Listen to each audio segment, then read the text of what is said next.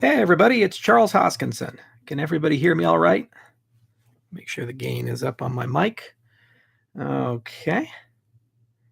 And let's go ahead and allow that. Okay, so I should be on my Yeti mic. Yeah, guys, just let me know in the comments if you have any trouble hearing me.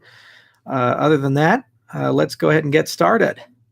Okay, so I'm traveling to South Korea tomorrow, and I'll be there for a little bit. And then after that, I'm heading to Japan.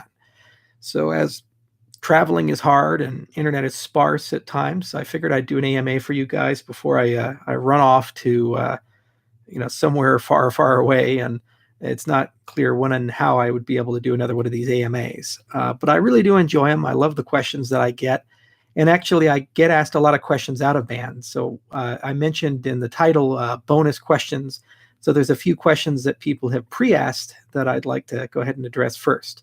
And actually, I should answer more than just Cardano-related questions or IOHK-related questions. There's some lifestyle questions and questions about me. And I figured it'd be kind of fun to go into a little bit of that. Okay, so the first question comes from a user in Germany who asked about how do I run a company, travel hundreds of days a year, and deal with all the stress?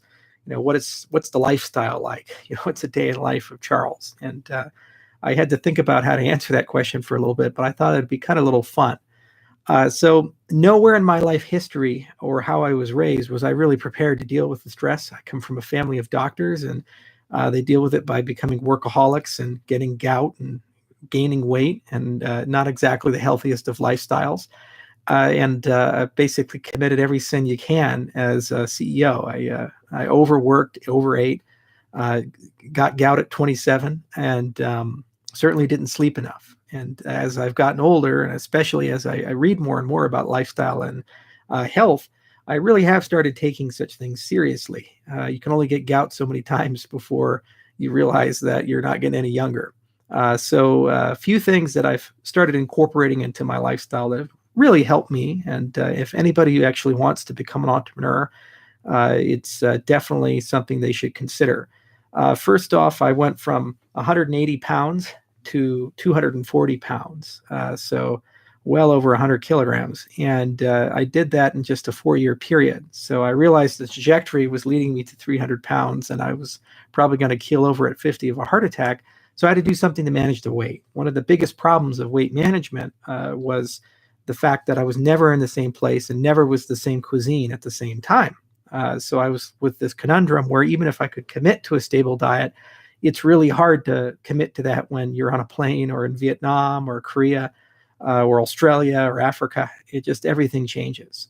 So I read a lot of work from Dr. Fung, and he's a nephrologist up in Canada, trained at UCLA, and Dr. Fung recommended intermittent fasting. So I decided to bring that into my lifestyle about 6 months ago, and I went from my peak 242 pounds to about 220 pounds. And so I've lost 22 pounds since I've done that, and I feel a lot better. The only meaningful change has been going from eating whenever to eating within an 8-hour window every day. So I don't eat for 16 hours, and then I eat for between usually 12 and 8. Also, I've been trying to get to a ketogenic diet. So that's a diet mostly based on fat and protein and not much carbohydrate. And I've had varying degrees of success there. It's easy to get into ketosis when you fast, and I noticed much more mental clarity. In fact, the longest fast I've done so far, I didn't eat for a week. It was when I was over at University of Illinois Urbana-Champaign with the runtime verification team, and they were quite generous in going to great restaurants while I ate nothing. So I got to watch sushi and wonderful steak and barbecue being devoured in very Midwestern fashion while I enjoyed my water. But that was a great experience. The second thing I've incorporated into my lifestyle has been mindfulness meditation. In fact, I have a device that I bought, which is really cool, and I'll show you guys. I've been using it recently, and it's tremendously helped. So this right here is something called a Muse, and I'm always a big fan of technology. But basically what it is an electrocephalograph, and you put it on your head, and what it does is it can read your brain waves, and it connects to a cell phone application. And basically what it does is it lets you know when you're in a calm state and when you're in an active state. So it's a meditation aid that gives you a feedback loop of when you're calm and when you're not. And that's one of the biggest problems when people practice meditation as beginners, is they're not quite sure if they're doing it right, and an instructor can't get inside your skull and let you know. Unlike a martial art where they can actually watch you do something, they can't really know. So it's really hard to find those moments of clarity, whereas this device can get in your head, and it's been a tremendous aid. The other thing I've tried doing recently is isolation tanks. It's called flotation therapy. So you just go into a pitch black, completely soundless tank, and you float in salt water that's denser than the water in the Dead Sea for 60 to 90 minutes. And you basically reach this beautiful state of calm. In fact, it's the most weightless you can be without actually being in space. So since I started doing that, I've noticed I've started sleeping better, feeling a heck of a lot better, and being a little bit calmer. The final issue is the stress of being constantly criticized and attacked. I kind of have sometimes a thin skin, and you might have noticed on Twitter or Reddit, and nothing really prepares you for that. And I used to being in an environment where I had close personal relationships with people, and unfortunately, as I've become an entrepreneur and more globally known, I don't really have those close personal relationships with most of the people who follow me. And I've noticed that there's a profound lack of empathy and a profound lack of understanding amongst the general public when things aren't going their way, especially as the price of cryptocurrencies go down. So it's been a bit difficult to deal with that factor, the emotional factor of how do you deal with constant criticism every day.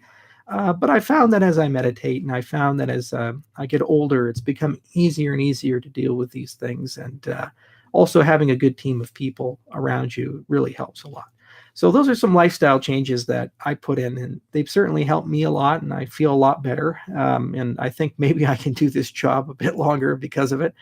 And I'd recommend any entrepreneur do that. But, there's actually a lot of great lifestyle blogs and podcasts. Tim Ferriss has some really good ideas, as does Joe Rogan with his guests that can constantly come on. And I've read some great books like Stealing Fire, and another book called How to Change Your Mind from Michael Pollan. So there's certainly great literature out there. And if a person actually wants to focus on this topic, there's a wealth of great resources. As with all things, do your own research. And I am not a doctor.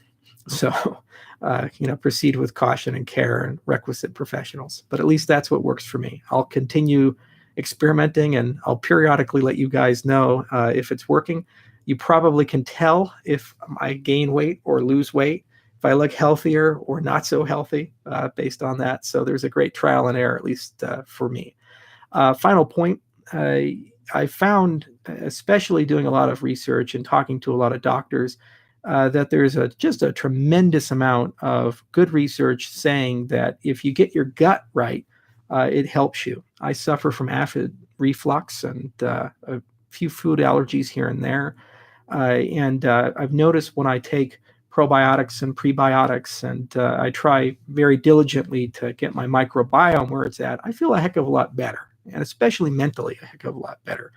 So there's some books like The Good Gut and Grain Brain from Dr. Perlmutter and others that talk about this a lot.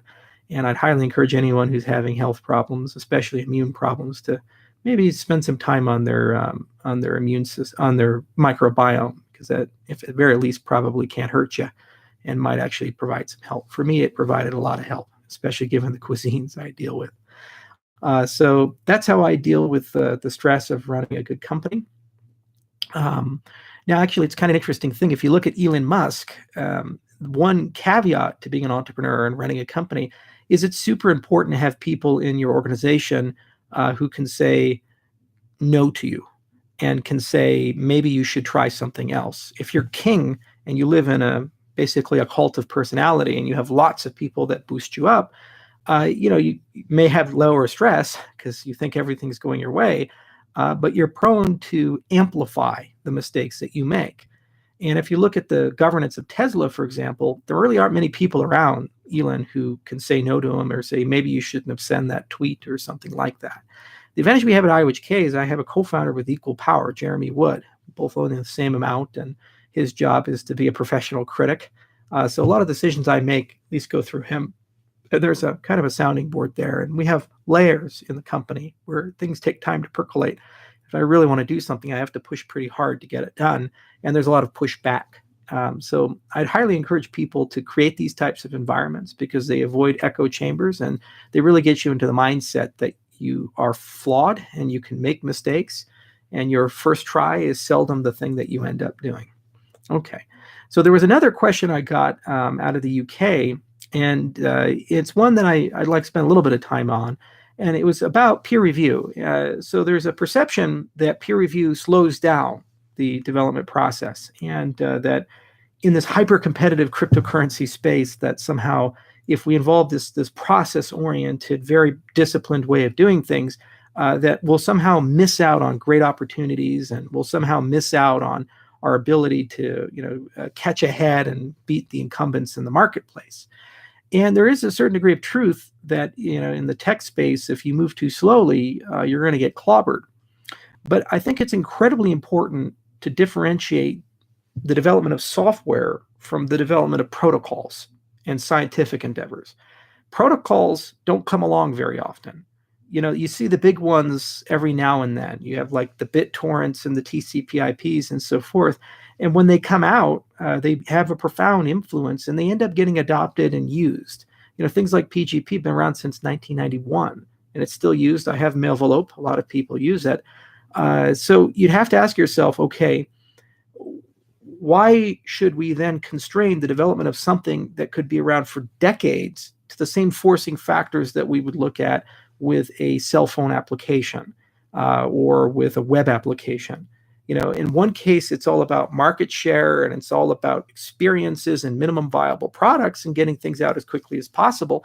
And in the other case, it's all about saying, I'm leaving something behind that potentially my grandchildren might actually be using as developers. And if I screw it up, every mistake I make, they're going to have to live with because of legacy reasons and momentum and so forth. So we differentiate between those two aspects at IOHK. On the software side, we have not done a great job at moving as quickly as we need to move. And we're constantly vigilant of that. We have competing teams and occasionally some get ahead of the others. And that gives us a lot of lessons on how we need to refactor and reform our processes. And it's a big focus of ours for the second half of the year is to ask ourselves, how do we write faster, more collaborative, more open software in a more agile way? And this is part practice, part of science, part opinion, part objective. And there's a lot of do's and don'ts there. But on the science side, on the protocol development side, really you start with a great team. And that team is composed of people who've been doing that for a long time. And they've made big mistakes. And they've seen big mistakes. And they're real good at literature review. And they're real good at borrowing from their competitors and from other teams. And then you build in checkpoints that allow you to review if what you're doing is correct or not, or if you've actually solved the problem or not. And there's many types of checkpoints. There is the peer review checkpoint, there's the formal specification checkpoint, there's the prototyping checkpoint, and there's actual deployment in industry checkpoint, and then viewing what competing protocols can accomplish. So as with all things, it's really hard to build a team that can move quickly when you have to move in a very methodical way. And we've been inspired from companies like Microsoft Research and from DARPA and other think tanks about how to actually move quickly. We're at the same time preserving our principles. It's obviously imperfect, but actually, if you look at the productivity of the Ouroboros team as the case study, or the Plutus team as a case study, we're moving as faster than our competitors. In fact, in our opinion, we feel we're ahead of Casper, and in our opinion, we feel that our PL group is producing some great work. Where we're slower and we need to speed up is on the translation from the prototype into production and into our systems. Our release cycles are just simply too long. Our QA process simply takes too long, and we have some project and product management failures there that we will focus on and will overcome. But reality is that we're a relatively new company, and a lot of these things have never been done before and quite in the way we've done it. We operate in 16 countries. We're very decentralized, and there's a price to that. And you have to kind of learn a methodology that can work in these new types of environments. We don't have the luxury of a really tightly focused Silicon Valley startup. But on the other hand, we do have the luxury of being able to hire the most brilliant people because we can hire pretty much anywhere. And it turns out when you're a savant, you can go live in Bali and find gainful employment. whereas you can't simply do that if you're your average college critter. So I don't think we're slowed down, but I do think we can do a better job. The other thing is that I don't think there's as much of a rush as people realize. As we see with the contraction of the marketplace, as I mentioned in my prior video, the market is coming back to a normalcy, coming back to rationality. You cannot go from $250 Bitcoin to $20,000 Bitcoin, where the foundations, the fundamentals of the space haven't materially changed too much, and then have an expectation that that's a stable equilibrium. It's going to go back down, and there's going to be a recession, and weak hands are going to come out. And what's going to happen is the same thing that's happened anytime you have a contraction in a very exciting marketplace. The people who really believe in the technology and the people who really believe in what the technology can do for humanity stick around, and they continue to work hard, if not harder, because now they have more scrutiny and now they have more demand on them and less resources to work with. And the people who are just in it for a quick buck, they tend to disappear into the ether. So just like the dot-com collapse, I feel that our industry is much the same way. Now, the advantage of this increased scrutiny is that we're going to have really strong conversations about, well, how should we as an industry write protocols?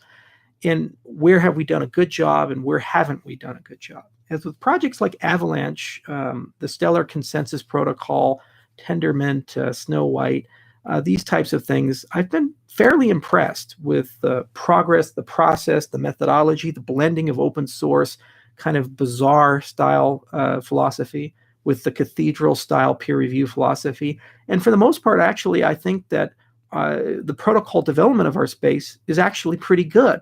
Not from the big guys, but from the smaller guys. And there's just a heck of a lot of cool innovation and interesting things going on. So there's a lot of great case studies to learn from there. But it's important to understand that to build a good protocol is about a 3 to 5 year endeavor. We've been working on Ouroboros for about 3 years now. And we're just now starting to see the real fruits of our research agenda. And these fruits will allow us to move and give ourselves finality when we need it, to give ourselves sharding through Ouroboros Hydra when we need it, to really understand the needs of the network stack, and then how we actually add sidechains into that and maintain the state of many systems concurrently, or being able to move value between many systems. To build up to those amazing applications that everybody wants to have does require really years of effort, solid foundations, good proofs, and a large amount of missteps. And we've gone through a lot of that. So while the protocol development of our space is getting better, it is important to understand it's a long haul, and it does take quite a bit of effort. Bitcoin's been around for 9 years, and we're just starting to see some goodies coming Bitcoin's way. And then it'll eventually get there, and it's going to be a big change for the space. So peer review, good. Doesn't slow us down. Protocol development's different than software development. Don't confuse the two, but they do need to be done concurrently if you're actually going to build a production system. Okay, one final question. There's been some back and forth about my credentials, and this is always a fun topic. So Jackson Palmer, the Dogecoin founder, mentioned it, and people scour my LinkedIn page, which, by the way, is incomplete. So while I did graduate, I did not finish a PhD. And when I retire, I probably will go back, although I'll study different things. At the time, I was interested in a field of number theory called additive number theory. And I was really interested in why integers change under addition. So there's all kinds of interesting things like sieve theory and so forth that give you great algorithms to study these things and understand these things, both from an applied and a theoretical standpoint. That type of research has almost nothing to do with the cryptocurrency space or software engineering or protocol development. So I'm woefully unqualified to do those things, which is why we have a very talented chief scientist, Professor Agalos Gassis, and we have people like Phil Wadler and Duncan Coutts and others on the team who do that work because they've devoted near lifetimes, in the case of Wadler, or at least decades in the case of Duncan, towards those ends. The reality about research is no matter what your credentials happen to be, you need to have 3 characteristics to be successful. One, you have to fail. You have to repeatedly fail. If you're very young and you get successful early on, that's a horrible thing because you start believing you can't fail or that there's something special about you. The reality is that no matter who you are, where you come from, or how smart you are, you're going to make mistakes. And it's not about whether you can avoid mistakes or not. It's about what you do when you make them. and what you learn from them and how you grow from them. Second, you have to be able to work in a team environment. Research is a team sport. There's 10 people working on Ouroboros. They come from different universities, different wakes of life. Some are more mathematically oriented. Some are more workhorses. Some are idea people who don't like writing things down but come up with profoundly amazing ideas. But you need that team, and you need that team to actually work together. And third, you need to be able to shamelessly borrow from your competitors because they come up with brilliant ideas too, in some cases much better ones than you. So that's credential free, and you don't really need credentials to get there and to do that. But domain expertise usually is milestoned that way, in particular in the development of cryptographic protocols. It's one of the best ways to get those skill sets. So we do build research teams, and most of those research teams do hold PhDs, but we tend to look at their publications. We tend to look at the things that they've done. I will remind people that Bram Cohen, I don't believe has a PhD, but he won the Best Paper Award at Eurocrypt. We were at the same conference, and we did not win that. So there really are some amazing people out there, but I'll also remind people Bram's been at this game for a very long time, and he's done some great things throughout his career, including the invention of BitTorrent. So anyway, in the cryptocurrency space, IOHK is pretty neutral with credentials. We don't really care whether you're a high school dropout or a world-famous professor. We care about whether you can make mistakes and learn from them, you can work well in a team, and you're also able to learn from your competitors and adopt those ideas that your competitors have into your own idea flow, as long as it's reasonable and well sourced. So those are some of the questions that I've gotten. There's a few more, but now I'll get to your questions. I just wanted to answer those. So I haven't been paying attention to chat at all. So I'll take a look at from the very beginning.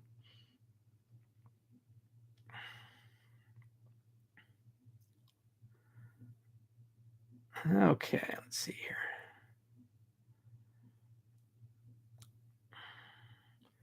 All right, Charles, on Reddit, people have been talking about the actual function of ADA token. Can you please elaborate? Okay, so ADA as a token, it serves many different features. So it has the traditional legacy cryptocurrency features that Bitcoin encumbers, which is it's a store of value, and you can use it as a means of exchange, and it's easy to teleport around the world. So that's a baseload thing, and as you gain more population and more utility around it as a payment system, like for example, if gaming and gambling came in or other such things came in, that in itself would justify a very large capitalization and a large user base. But as a proof of stake system, and one that intends on having governance and treasury put in, ADA also represents other dimensions, as well as being a computation token. So in terms of the other dimensions, proof of stake requires some notion of who should be in charge to make the next block. So there's many ways to hold these elections, but the consensus with most proof of stake architects is this idea of saying your chance of winning is somehow connected to the amount of tokens you have. Ouroboros is no different. We follow a protocol called Follow the Satoshi for the original Ouroboros, and we have some slight variations of that for other versions. But the basic concept is if you have 25% of the supply, 25% of the time, you ought to be elected or have the right to delegate that to someone else to make the next block. And ideally, you would care about making that block because you own money in the system. And if you don't, system's value goes down. So that's the assumption that goes into proof of stake. Whether you like that assumption or not, that's where endogenous consensus comes from. So that's the core of the system in that respect. But then there's also this idea of having a treasury. And in 2019 and 2020, that's an idea we're going to very rigorously pursue. But basically, we're going to connect voting rights to the inflation of the system. So some of the inflation goes to the stakers, but some of the inflation will go into a collective account. And like Dash or other currencies, people can submit ballots. It's my belief that systems have to pay for themselves. They have to be economically sustainable. And if you embed a decentralized funding, almost like an NSF or a DARPA, into a cryptocurrency, it bodes very well for diversity of thought and diversity of projects. There's a lot of projects, like, for example, Raiden or others, which it doesn't make sense to me to have a token or to do an ICO, but they provide tremendous value to the protocol. And it's really a shame when you tell people your only two options are to do something unnecessary for something to function and put a toll into it because that's what you do to get funding, or to live in a patronage model where you have to go find a rich lord, and that lord is going to take care of you and give you some money, because then you're subject to the golden rule. He who has the gold makes the rules. So a treasury system is kind of that nice third option where you say, hey, I and my team have these brilliant ideas that can add value to the ecosystem, whether those be marketing ideas, infrastructure ideas, payment systems, credit card integration, whatever it might be, or it could be technology. And we have time and materials, we have costs to do these things. So here's a grant proposal. Can the community vote on that? Second, it gets people more engaged in the direction, philosophy, and focus of the platform. When you own Bitcoin, Bitcoin just does its own thing. It's its own protocol. You really aren't, as a Bitcoin holder, no matter how much you have, deeply engaged in the governance of the system, unless you choose to be, and you have to put a lot of effort to do that, and it's very controversial. Whereas if you actually have voting rights connected to that, then you'll see these funding proposals come up, and then you have to ask yourself, well, what do I think? Where do I want to go? Where should this system go? Is this guy who wants to put 1,000 ATMs throughout Africa, is that more valuable to the growth adoption of Cardano than the person who wants to create a Coursera class, or the person who wants to do core development work, or some firm that wants to do an Elixir client, or somebody who wants to do all of this software tooling for better smart contracts? So you kind of have to ask yourself, well, with this finite pool of resources, where should we as a community invest those resources to get the best adoption and return? And the great part about having that conversation, whether you win it or lose it, is that you're engaged, and it gives the meetup groups something to talk about. It gives everybody who's in the ecosystem something to talk about. And because it's going to be a liquid democracy system, you can eventually even have elections and basically have delegates, and people come in and say, I really trust Bob, or I really trust Alice, and I like her, or I like him, and that person reflects my viewpoints and opinions, and that person's going to go and care and get these things done. So if we have any hope of moving from the patronage model, or the beneficent dictator model, or the he who has the gold model, or the grace and goodwill of people's hearts model, and moving into a self-sustaining model, treasury is the way to go. And you need voting rights. Connecting it to the amount of tokens you have is another logical starting point. There are things that can go wrong there. And plutocracy is not necessarily the best government. So you have to think carefully long-term about how do you ameliorate that. So it's the first step in many. Finally, there's also this idea of computational fuel, which is what Ethereum pioneered. Basically, pay to play. You put some tokens in, there's gas costs to do things, and there's a nice model there, and it provides a great way of creating a price point for certain types of utilities that the network can provide. So outside of it just being a means of exchange and a store of value, these are the other dimensions that you can have. As a final point, as we move into 2019, we're going to start ratifying our Cardano improvement proposal process, and we're going to put voting systems in for people to vote on different SIPs as we start getting into more controversial things, like how should we do quantum immunity for the system, or should we harden the privacy primitives in the system, with the understanding that this is probably going to start reducing liquidity, in particular in jurisdictions where hardened privacy primitives are less than welcome on centralized exchanges. And these are decisions I shouldn't unilaterally make, or the Cardano Foundation shouldn't make. These are ultimately decisions that the community should make. Your amount of tokens should be connected to those types of decisions. So ADA represents many different things. And when you build things on top, ADA will represent even more than what I thought it is. But it's a pretty diverse token. Okay. Is Holochain a competition to Cardano? Holochain is kind of like a decentralized dApp framework. And it's got kind of an interesting idea. That and Avalanche and Hashgraph and these other guys are kind of talking about this concept of, I keep local private consensus, my own local state of things. It's almost like Git, where you have your version of reality and Bob has his version of reality. And then there's some way that through a hash chain or something, you can reconcile that. So they throw on a DHT, and then they have to have an immune system, and then there's specific logic for each person's application. And actually, I think Holochain and Avalanche and these other things really focus more on, I'd say, probably the IoT space, or the space where you're talking about frameworks of frameworks, as opposed to a particular cryptocurrency competitor. I view Cardano more as a financial operating system. It's something where we can go to Ethiopia or to Rwanda and say, hey, insurance and credit and stocks and these things aren't working out so well for you guys, and maybe the government's not the most trustworthy source to get it done, So would you like an alternative that you can use without permission, and you can use that to get capital and use that to have trustworthy business between each other? If we solve just that problem, it's a $1 trillion ecosystem. Where things like Holochain and Avalanche and others are saying, well, you need a coordination or management layer for all these applications and devices, and there's billions of them eventually, and it's not clear what the economic model is going to look like. When you talk about deploying infrastructure as IBM or Sony, it used to be that was multi-million-dollar infrastructure, and it came with service contracts on a long tail. So you bought the mainframe computers, but also you'd pay for 20 or 30 years to maintain them. But when you talk about sensors, these sensors are very low cost, they're bundled in, but they have ongoing tail costs that are associated with them. And it's not clear who should pay for that, or even though they provide a huge amount of societal value, for the farmers knowing what the moisture levels are, the temperature levels are in the field, and so forth. So there's a lot of people who are thinking about projects of how do we create a coordination layer on top of this stuff, and then you can hook your things in, and then we can find a way to make these devices self-sustaining through some sort of tokenomics. So there was a great paper written by IBM called Adept, and they were using Telehash BitTorrent in the Ethereum blockchain back in, I think it was 2015, to study IoT. And I'd encourage people to look into that paper.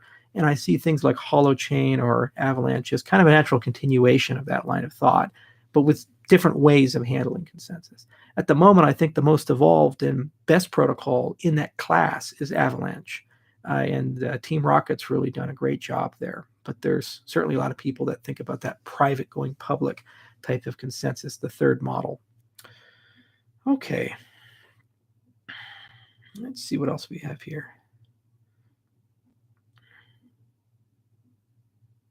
How do you feel about the huge crash in price? As I mentioned before, prices go up, prices go down, and these things are always painful, but you don't look at the day or even the week when you're a fundamentals guy. If you're a day trader, you don't even care about fundamentals. You don't care who's in charge. People day traded Apple stock when Steve Jobs was there, and people day traded Microsoft stock when Bill Gates was in his heyday. It had no bearing on the price reality. You look at signals and events and other things, and then you try to predict how will these signals and these events impact the price. When you're a long-term investor and you say, well, what is the long arc going to look like? You then look at the macro and you say, okay, well, what drives adoption? What collections of technologies are necessary for this to be useful? Who's going to use this stuff? And then when you weigh all those fundamentals, your horizons are much longer, 3 years, 5 years, 10 years, 15 years, 20 years, and so forth. So I don't think much about it on a day-to-day basis. I know how painful it is for people, especially people who came in later than others. But crypto is crazy, and it's been crazy for a really long time. What really bothered me is that people would copy and copy and copy the same thing, hold ICOs, raise hundreds of millions of dollars off of extremely dubious claims. Prices would go way up because the market was kind of in a Me Too style. And then the people who ended up getting hurt from that were the poorest people who had the least sophistication. So when I see things like that, I think we as an industry need to do better. Exchanges need to do better by having more stringent listing standards. Community leaders and crypto leaders need to be a bit harsher for a lot of these Me Too projects. And, we should remind people that there is no free lunch and nothing comes for easy or for free. It's hard. And it takes time and vision and effort for things to grow. So I don't think too much about it, but, it is something we're all forced to contend with. Just because the price goes down doesn't mean people are horrible and people are scammers or bad actors. And I fully empathize and understand why people get upset and angry. But remember, you haven't lost anything unless you sell. Okay, let's see what else we got here.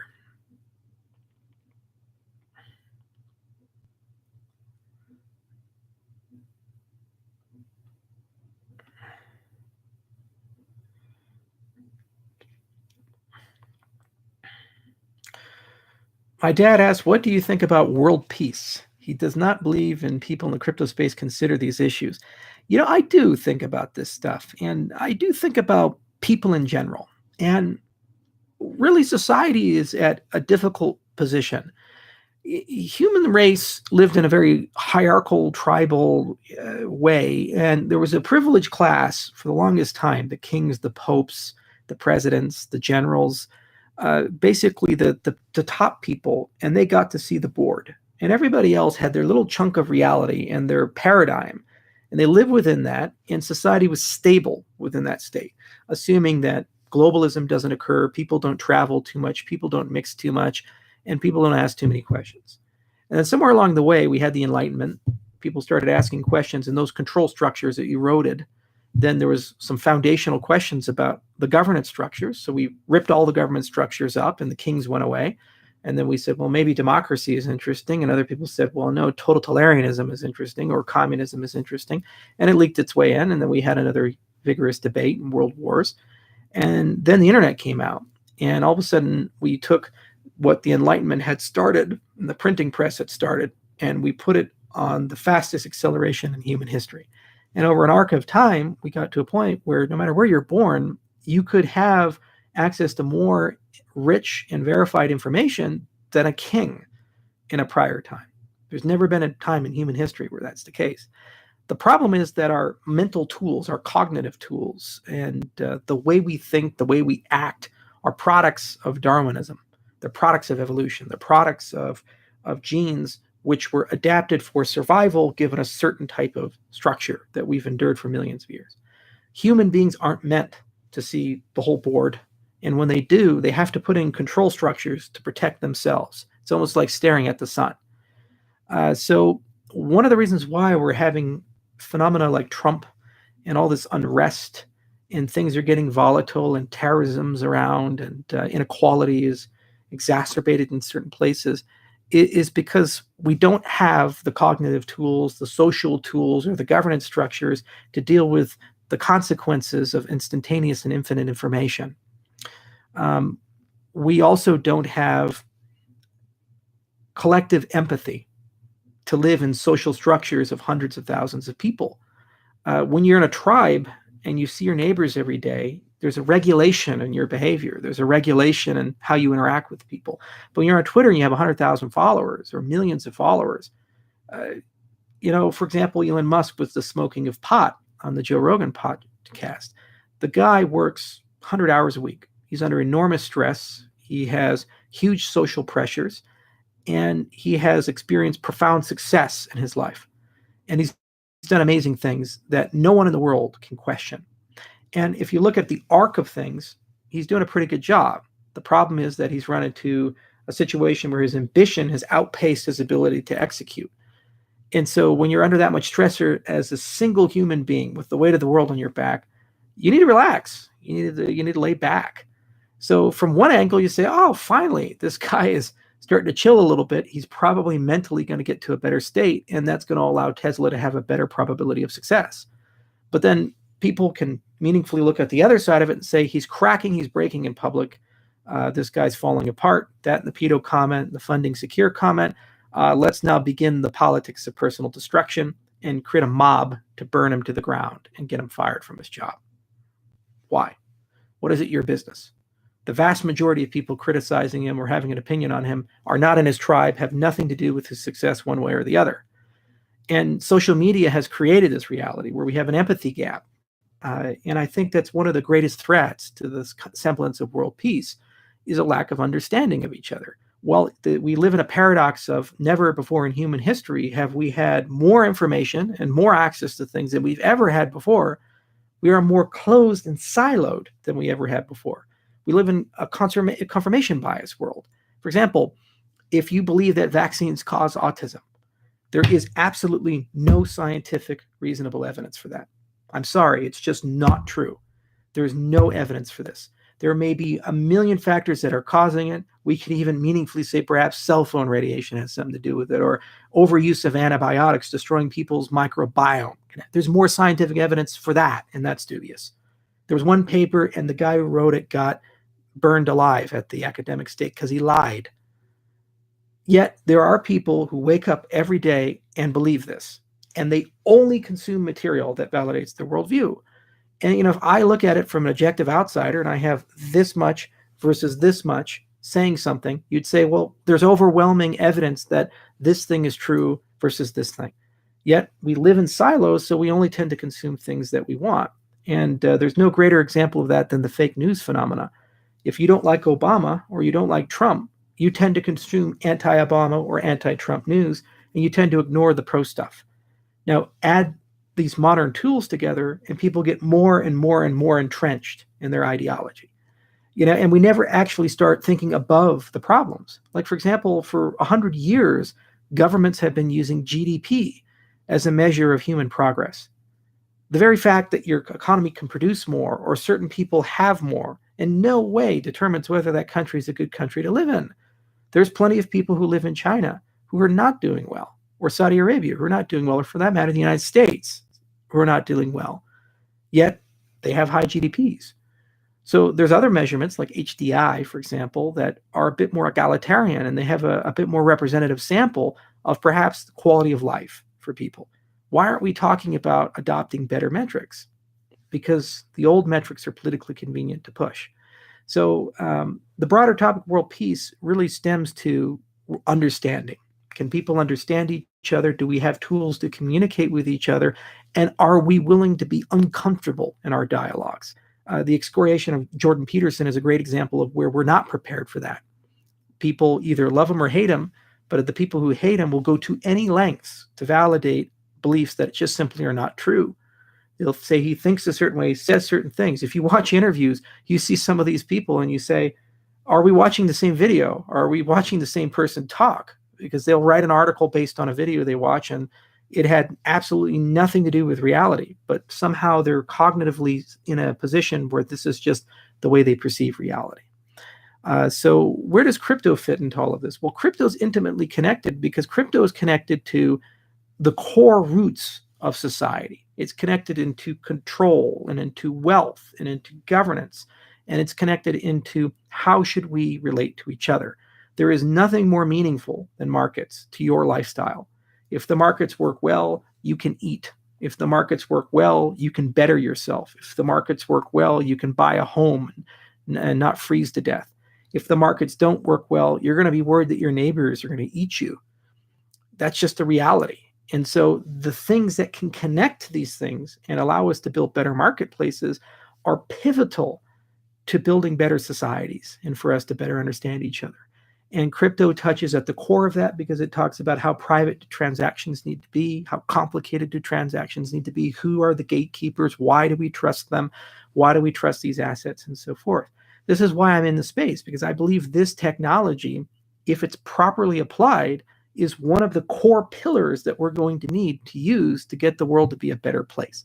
It's not the only one. We're going to have to somehow figure out how do we as human beings live with a world where everybody's connected, no one ever forgets, and people you've never met can form mobs to destroy you for fun, for no reason, get you kicked off and you can't make Guardians of the Galaxy 3, or get you fired from your job because of a tweet that you said 5 years ago or something like that. How do we live in a society where that's seemingly okay, or a society that cannot forgive?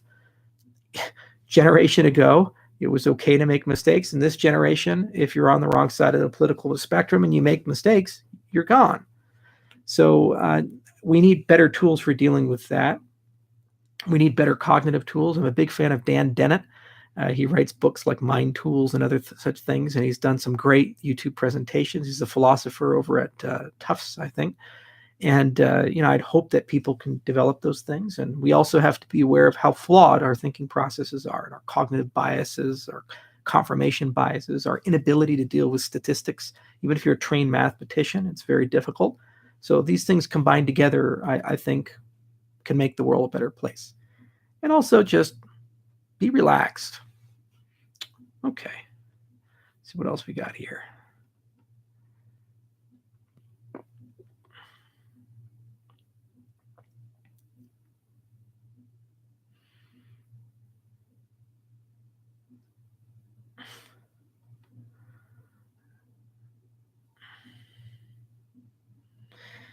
I don't think there's a ceiling in sight. So CT Guitar Guy says, Vitalik said the blockchain space is getting to the point where there's a ceiling in sight.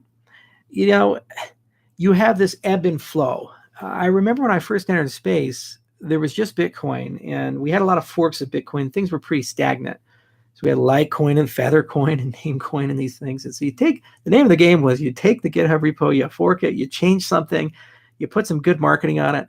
So Litecoin is the silver to Bitcoin's gold, and then Feathercoin comes out. We're the copper to the silver, right? And that's where we're at. And then suddenly, this innovation comes out and it says, hey, Ethereum and NXT. Actually, you got to give the NXT guys credit. They were actually the first, in my view, major innovation. And BitShares was pretty innovative too. And so these new wave of things like BitShares and NXT and Ethereum came out, and then it got really interesting there. And then all this new stuff came on the back of that. And now we're entering the third generation. So Vitalik's right. We've probably peaked on the second, and we're getting crowded in that side of the space. But the third generation's coming. And it's super exciting because we're starting to see really serious discussions about where does the smart contract fit into the server and the client? How do you do things off-chain as good as if they're on-chain? Do you really need a blockchain? Like we have an enterprise product coming out where we say we want to have a blockchainless blockchain, and we want to do for data what Bitcoin did for money. And so fundamental assumptions are being challenged. But if you look at the investments, the people that are in the space, the creativity that's in the space, it's overwhelming. And if you look at the actual application, the social problems, it's starting to happen. For example, I was in South Africa. I went to the townships outside of Johannesburg, and I met a great venture called Indlu. It's Zulu for house. And Indlu is doing one of the coolest, most creative things I've ever seen. It's a simple idea, but it's life-changing. So these townships were post-apartheid artifacts, and they would go and build these brick homes, the South African government years ago, and give people a little bit of land. And they're usually small homes, maybe 500 or 1,000 square feet, sometimes plumbing, sometimes power, sometimes not. But they have a little bit of land there. So what Indlu does is they come in and say, hey, we're going to go build an apartment building on your land, 6 to 8 tenant apartment building. That only cost about $30,000 to build, but it follows really good construction standards. And I'll even post some pictures on Twitter. They're really cool buildings. And anyway, they have like an Airbnb style app. People can rent it out for as little as $80 a month, up to about $250 a month. So very low rent for these people. And what they do is they give 10% of all of that to the homeowner for 5 years. And then after 5 years, they let the homeowner keep it. It becomes their property. They own it completely outright, and they can never go cash flow negative. Now, they've already built 10 of these things, and they're just gangbusters popular, and they're going to build hundreds more. So they came to us, and they said, hey, we want to do a blockchain project. And I was very cynical. I said, oh, let me guess, you want to do an ICO and this? And they said, no. Don't even want a token. We're not even thinking about that. Maybe later on we can have that discussion to do a co-op and have the homeowners actually own the company. But what we care about is land registry, because when you go to these townships, when they sell their property, they don't tell the government. They just shake hands, hand a piece of paper, said, here you go, now you own it. So if you're actually trying to reconstruct history, sometimes you have to go 10 years ago and through oral tradition, say who bought what from where, and you have to rebuild the whole registry. The government doesn't know what's going on, doesn't care. So they said, could we build a blockchain-based registration system? Credentials. Some of these townships have over 30% unemployment, 30%. And all the time when you're building something, people come up to you and they say, hey, I'm a plumber, or I'm a mason, or I'm an electrician, or I'm just a laborer. I'd like to do some work for you. And you say, prove it. And they say, well, I don't really have credentials. I don't have a degree. I don't have any certificate, but I've done it for 10 years. So they said, could we build an identity management system and build a credentialing system? So when people work on these projects, we can have a reputation system and know which local masons are good and which local plumbers are good and so forth. That's the magic of blockchain technology, is it solves problems like that. So when Vitalik says something like, oh, well, the space is super crowded and we're at a ceiling and we can't grow anymore, it's like, we have yet to solve that one venture's problem, which is the same problem that billions of people throughout the world have. So maybe we've peaked in terms of $1 trillion market cap for the moment, and ICOs aren't going to raise $4 billion anymore, but we sure as hell haven't solved Indlu's problems, and by extension, the problems of billions of people throughout the world, despite the fact that technology that we're building in this space can solve their problems. But then you say, but Charles, well, but that doesn't have a token, so what does that mean to ADA, or what does that mean to Ether, these other things? Well, guys, the minute that we get them into a digital system, those assets can now be moved into public ledgers and back. Once you have a credential identity system, you have everybody in the township registered, those people for the first time ever can get insurance and loans, and they're not going to get it from AIG. They're not going to get it from JP Morgan Chase. It's going to be a peer-to-peer lending system, probably on a public network. And they have a digital identity that is compatible with our system. So to get to the next generation, we have to solve that. We have to find ways to connect to these real life problems, these real life ventures, and actually connect these guys to our systems. And then once we've done that, they'll do the rest, because they don't have to ask for permission. They're hungry, they want to work hard, and they're ready to go. It's our job to wire them up, though, and get them into the system and to find ways to solve real life problems. So I don't think Silicon Valley-like. I don't spend much time there. I think the bubble there is quite counterproductive to good things.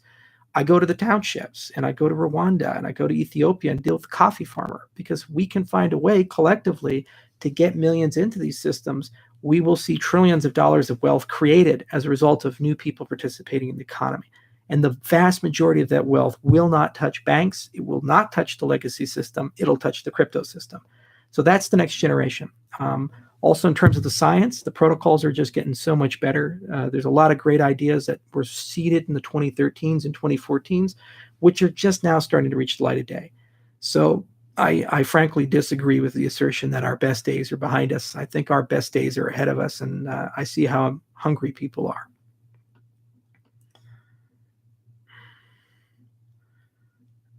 Okay.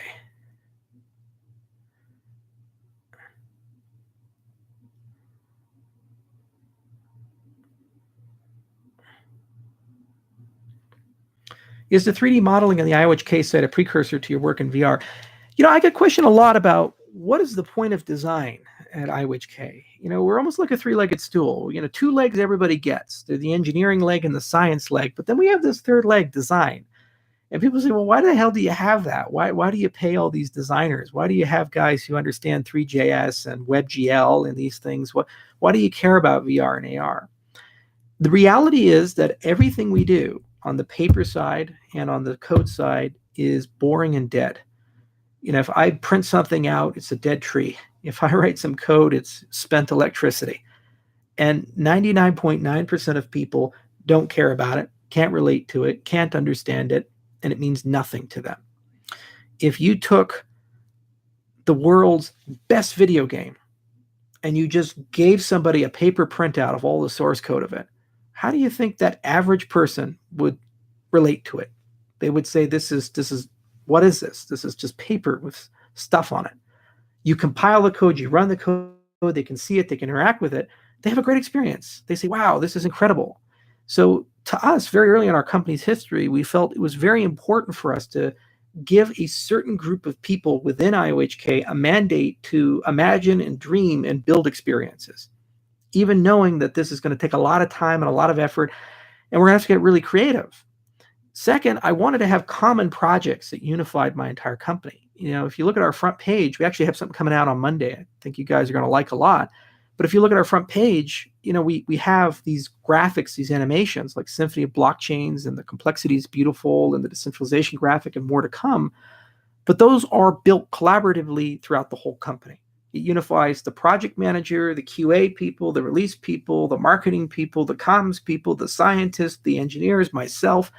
There is nothing that everybody works on except for those types of things, because everybody can have an opinion about an aesthetic, about a font, about a color, about a lighting effect, and so forth. So if anything, just to get people to talk to each other within the company, it's tremendously valuable to build up a great culture. But more importantly, it makes what we think about and do much more accessible to the mainstream public. For example, when we came up with the idea of Symphony of Blockchains, we asked a very foundational question. What should a blockchain sound like? I have no idea, and it's a fun question to ask. You think, well, hang on a second here. It's code. It's a data structure. It doesn't have a sound. I say, yes, and planets shouldn't have a sound, but NASA can target something towards one of them and you can get some audio from it. So it does have a sound. Go figure. So there should be a sound for a blockchain. And if there isn't one, let's invent a world where there is a sound for a blockchain. Then everybody can have an opinion about that. And then you start asking questions like, well, what should we concern ourselves with? Maybe transaction throughput, or maybe mining should be louder than proof of stake because work is being expended. What's the mempool do to it? Does the signature scheme we use have any impact on this? And in the process of asking those questions, people start understanding blockchains in a very different dimension. They look at them in a very different way. They start saying, wow, these things are a lot more elegant and complicated than we thought. And there's a lot of nuances here. And they start caring about the nuances because there's an end goal there. There's this end goal of saying, can we create a symphony from these sounds? Now, that takes a lot of work. It takes a lot of effort.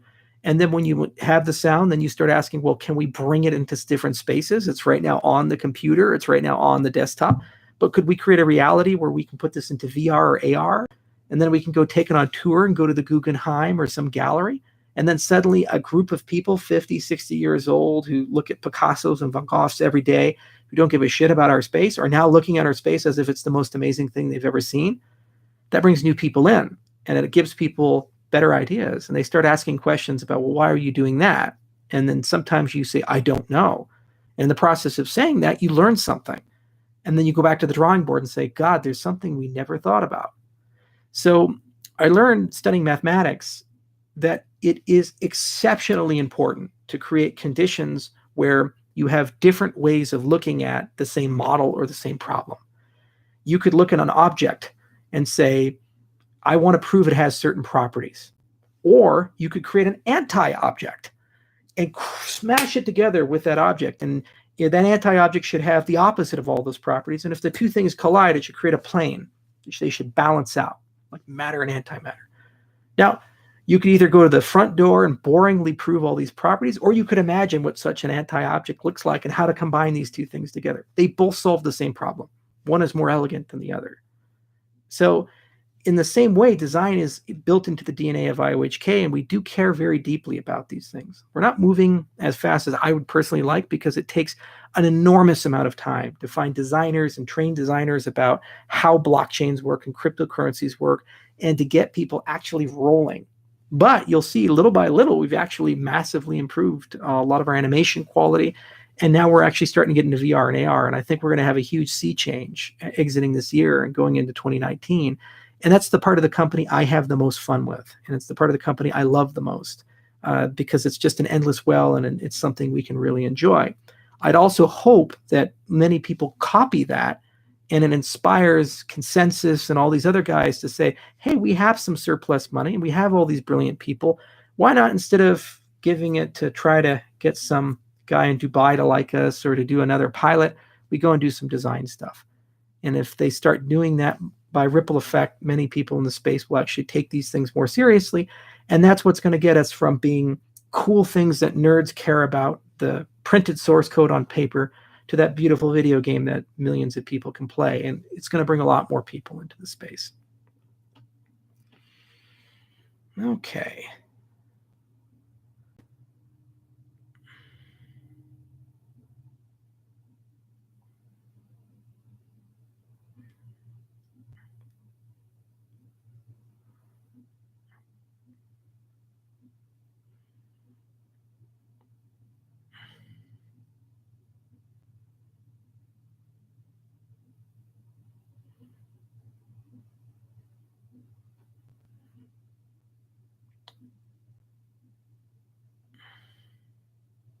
Will there be a coin burn for ADA?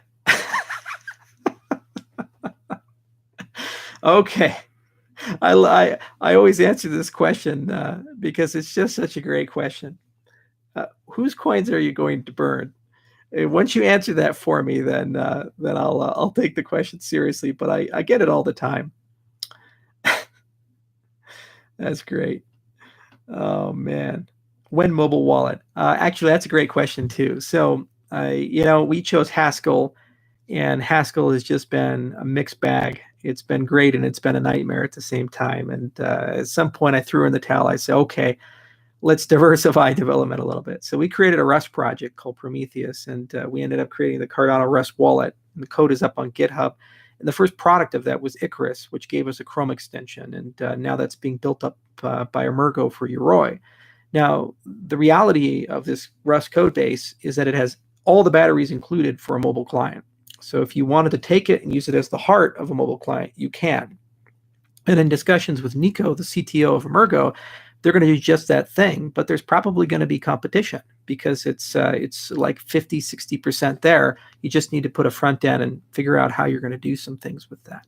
So mobile wallets are really going to come, and they're going to come faster than you'd think. And hardware wallets are going to come as a result of this. In fact, I just found out surprisingly that Trezor apparently is just waiting on a firmware update. We should actually have support with them, and we're one firmware update for Ledger.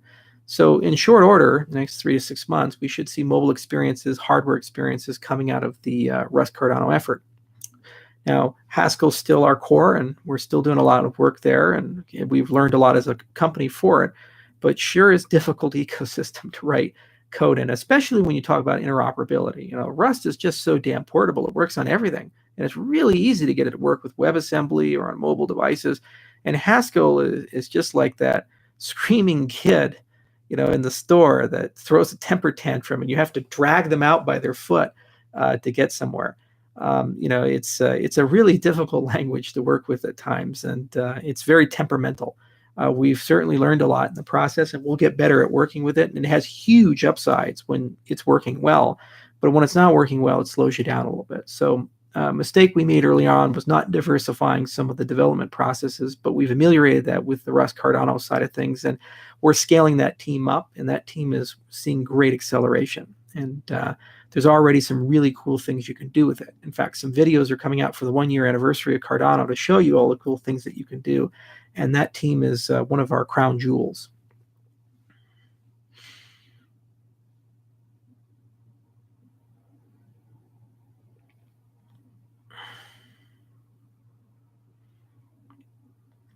How can you make sure exchanges are excluded from staking? Is it possible technically? So technically, no, but it can be enforced by you, the user. So early on when we said, hey, hang on a second here, our security assumption is if you own it, you care about it.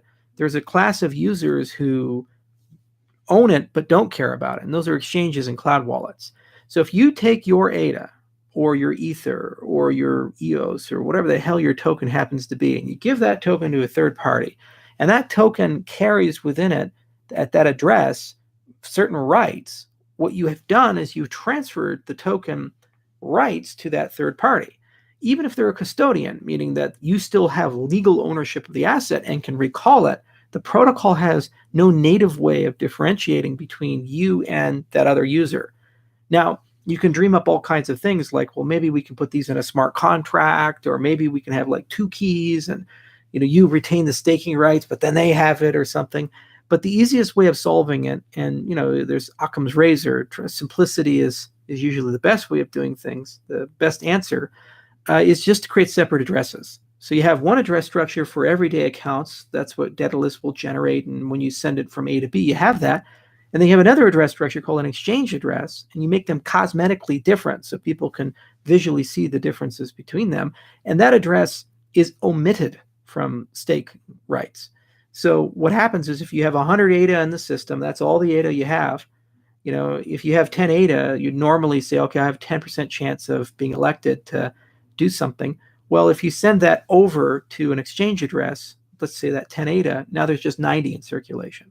So that 10 ADA is as if it doesn't exist until it comes back to a regular address. Because as a blockchain, you can track these types of things, and you as a user know when you're sending stuff to an exchange address. So what we can do is go to exchanges and say, here's the APIs for this, here's how you generate them, and here's how you do account management with them. And then the users can self-regulate and say, hang on a second here, why am I not sending funds to an exchange address? If I'm not doing that, that means the exchange can mint with my money. That's not good. Do I get money for that? Or they can offer their users an option like, we'll delegate to the pool of your choice and give you some of the profits from that or something like that. So that's step one. Step two is creating a carrot for exchange addresses to be used. And so we've batted around a lot of ideas, like, for example, transaction reversals within a window of time. So you can create 2 keys as an exchange address. You can have a spending key and a recall key. And what you can do is you say, if you sign with both, you have instant settlement. So as if you spent from a normal address. But if you instead just spend with one, the spending key, you can build into the system the ability to reverse that transaction within a window of time, say K, maybe 12 hours or something like that. Now, why would you want to do that? Because if you're an exchange, the vast majority of the hacks that occur you detect within the first 12 to 24 hours. So if you have a reversal, you can reverse it quickly. From the user experience, it means they have slower settlement. So when you pull your money out of the exchange, it doesn't clear until 12 hours, but it gives the exchange time to recover. It also allows you to have a more efficient cold hot wallet storage where you can have everything be in a hot wallet, and then you have the recall keys in cold storage. And then you have anomaly detection systems that run. And if you see something, you can pull those things out of cold storage and reverse the transaction. But if the user wants instant settlement, they pay a slightly higher fee and you sign with both keys. You could do something like that with exchange addresses, or even have discussions about things like proof of solvency and so forth. And I think that as we get deeper down that rabbit hole of these types of addresses, we're going to go more and more into those types of requirements in collaboration with exchanges and gathering their wish lists of requirements, which will increase adoption of that address type, which will create more incentive for people to behave appropriately and for those incentive schemes to be what they need to be. So everybody has to have an opinion who's on the proof of stake side, whether they actually do address segregation or bonding or some other way of doing that. But you have to have that, because, or otherwise you're just going to have a situation where 20, 30, 40% of your money in circulation is held by people who don't actually own it. And therefore you can't make game theoretic assumptions about behavior.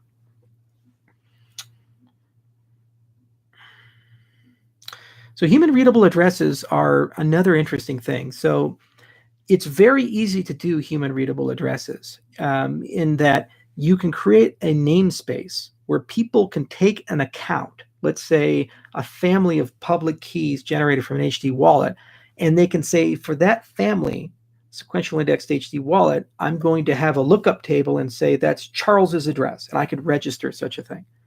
And you could have a first come, first serve, but you still have to have some form of a root of trust behind that. So one thing we've toyed with is this idea of friends with wallets. So if you look at the social graph and you say, okay, Bob and Alice know each other, and so what Bob and Alice can do is become friends, and Alice can sign Bob's address, and then Bob can sign Alice's address, almost like Web of Trust with PGP. And then once you have that, you can just drop down and say pay to Bob, and you have a nice lookup there. And that can either be blockchain based or it can be out of band. And the wallet can manage that, or you can manage it from the blockchain. And it's part of that metadata story behind addresses. So that's the most obvious way of doing it. And as we move towards considering things like privacy and KYC and AML, especially when we start talking about security tokens and these types of things where such assumptions are made, or non-fungible assets like the ERC 721 standard, it's something we're going to think a lot about. There is another way to do human readable addresses where you can say, well, we can represent addresses as keywords, kind of like the bit 39 standard. The problem is that if you do the math, you have to have a lot of words to replicate the same level of entropy as a normal address. So you have these huge multi-word addresses, like 30, 40, 50 words or something like that. I forget the calculation. We did it a while ago. So that's a less fruitful avenue. I wish math just worked that way, where I could give you 10 keywords and that's my public key, and then you can remember words instead of numbers, and it's cognitively easier for people to do that. So some sort of account-based friend system with a way of registering a family of addresses, a sequential index HD wallet, is probably the best way, in my view, of doing a human readable address. Certainly making addresses shorter, and as we move from random to sequential index HD wallets with Icarus, and we'll backport that into Daedalus, that's definitely a priority for us. But moving beyond that, it's important to be able to say, okay, I want to send money to Charles, I want to send money to Bitstamp, I want to send money to Coinbase, and to have some sort of way of verifying, well, that is actually Coinbase, that is actually Charles, either because I called him and we did that together, or we have some sort of root of trust that we can overlay into the protocol to do that, or a reputation system to give us some sort of certainty. And there's plenty of projects that run around that think about these things, like Uport and others. So it's a fun thing to do, and we're certainly going to get there soon. Can you explain the difference between Plutus, Marlowe, Yella, and the KEVM? Sure. So you can break smart contracts and financial transactions into kind of two worlds. There is the world of I am sending some notion of value between one actor or a group of actors to another actor or to another group of actors. So there's a representation of that value. There's the terms and conditions behind it. There are the events to trigger it. It's called contingent settlement. There's a story about that. And that's a financial contract. Okay. and you can have data feeds that go into it. It can be completely deterministic. It can be non-deterministic. There's all these things. You can have complex event processing going on. It's a big story. So when you think about that, it's really a story about correctness. It's really a story about, is the intent actually reflected in code? It's a story about efficiency of that transaction, settlement time of that transaction, and so forth. That has really nothing to do with this idea of throwing away Amazon or Rackspace or this common notion that we have with dApps. So what we decided to do early on was say, let's differentiate between when I want better finance and when I want to do something a little crazy, like this whole idea of the dApp. And when you do that differentiation, you gain huge efficiencies because you can get much better security, much better certainty, much better guarantees of termination and correctness of behavior when you're dealing with domain-specific languages and more limited capabilities. It's one of the reasons why Satoshi limited Bitcoin script. So Marlowe, and to a certain extent Plutus, is about that notion. That's saying, I want to have very rich financial relationships and transactions between Alice and Bob, or Microsoft and Google, or Goldman Sachs and Chase. I want to have an ability of writing down intent, verifying the intent has been followed, and getting fast settlement and knowing exactly when these things are going to happen and how they're going to happen, and represent assets with arbitrary complexity and different notions of custodianship behind those assets. Then there's a different world, which is, I want to write programs. And there's a triangle for those programs. There's the client, that's what runs on your computer. The server, that's what runs on someone's server or servers, multiple servers, the cloud. And then there's the smart contract, the dApp. It's the triangle.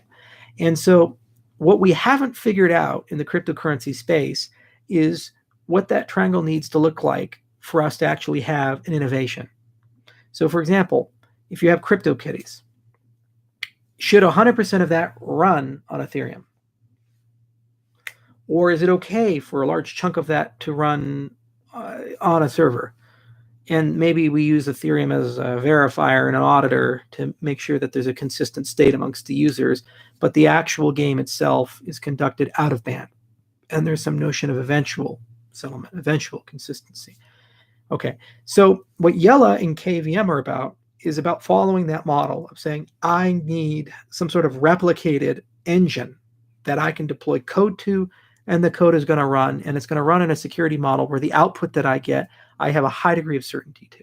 It's got storage, got network capacity, got some computation. It's very expensive to utilize, and it's not meant to replicate the entire application, just a service, whether that be random number generation or that be auditing that some computation's been done correctly, so checking a proof of correctness. There's a big story behind that.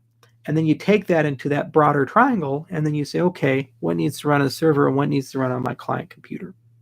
So that's the dApp model. Now, why Yella? Well, because K and semantic space compilation gives us a path over an arc of time to have the best possible tooling to verify these types of programs are written correctly, and also gives us the greatest chance to have interoperability with the largest set of languages: Java, C++, C, JavaScript, Python, Ruby, Clojure.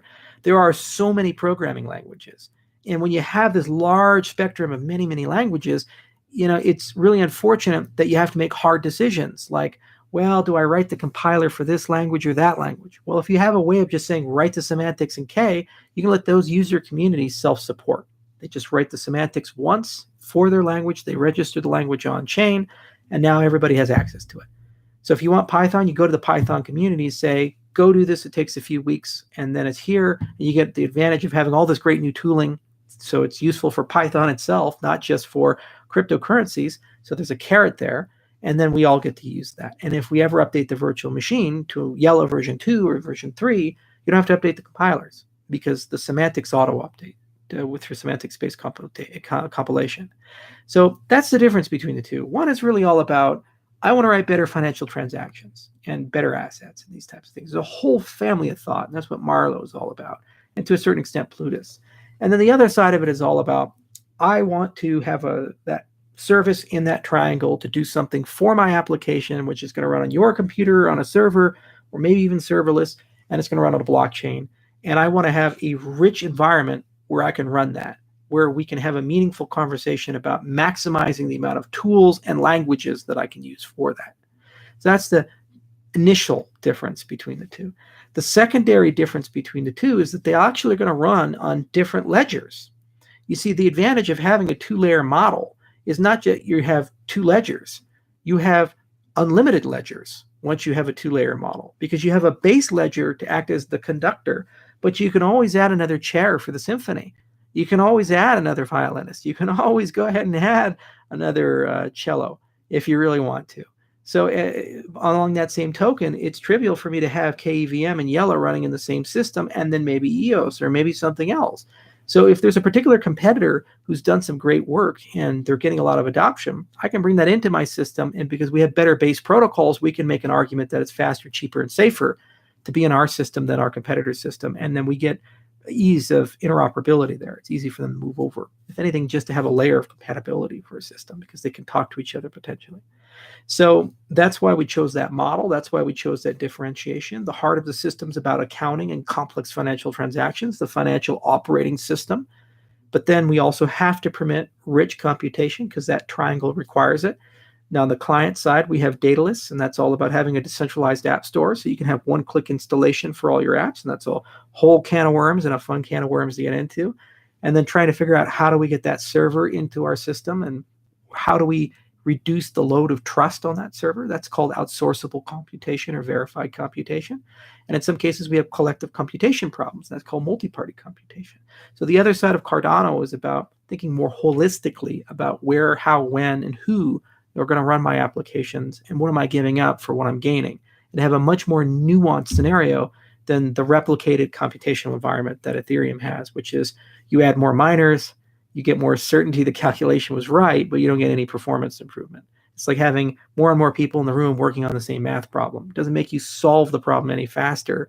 You just get more certainty that the problem is correct, especially if you have a desired time to finish it, like 20 seconds or something like that. Okay.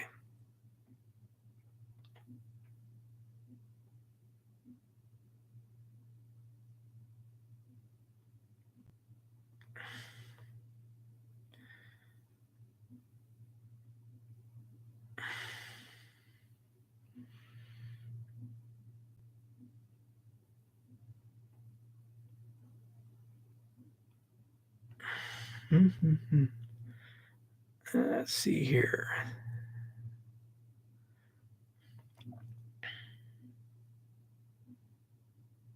Do giraffes get a neck ache? It's funny. I was in South Africa and we went on safari, and I had this lovely female giraffe that actually followed our safari car all around. And the safari guy, his name was Alex. He said, "Oh, giraffes love potato chips." I said, "Are you sure it's a really good idea to feed them?" It's like, "No, they absolutely love potato chips." And it turns out that giraffes really, really like potato chips, so much so that they're willing to bend their head down and get into the car with it. So I suspect they probably got a neck ache from that. But great experience. Love giraffes. Okay.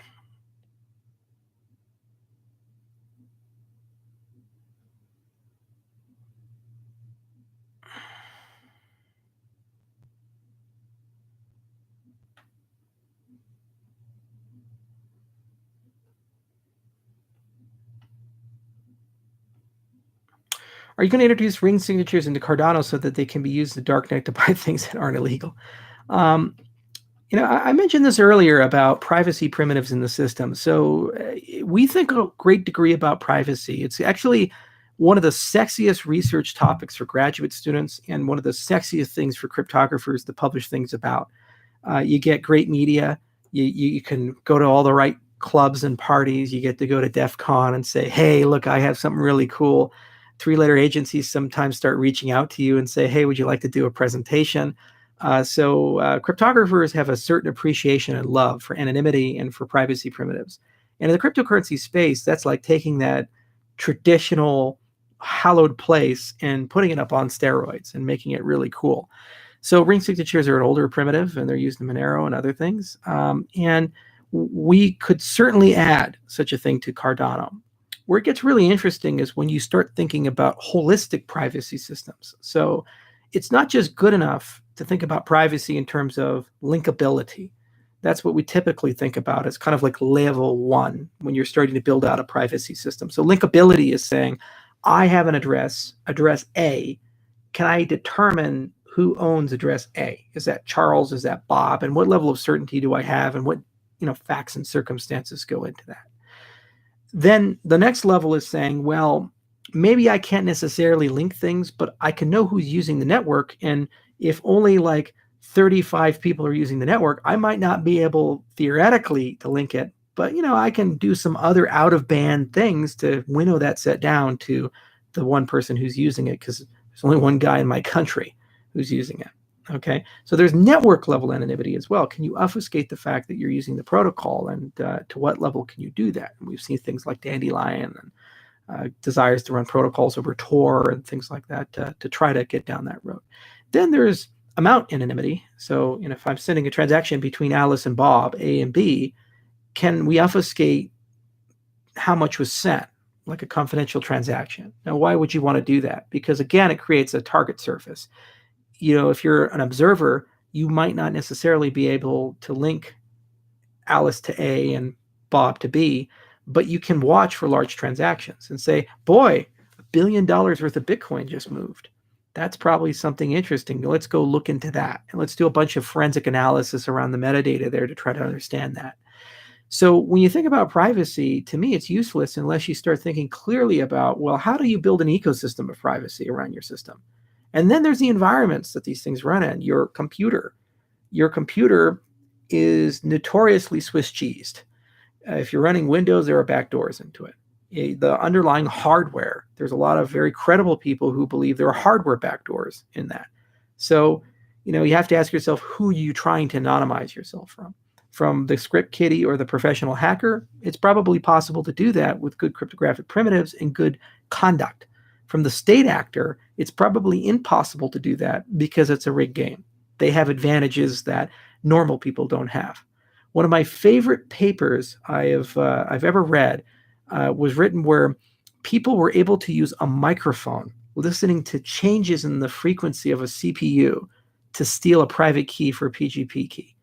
So they could sit at a coffee shop with a microphone listening to a computer that was encrypting and decrypting files using keys, and it just by listening to the subtle changes in frequency, it could actually steal the key.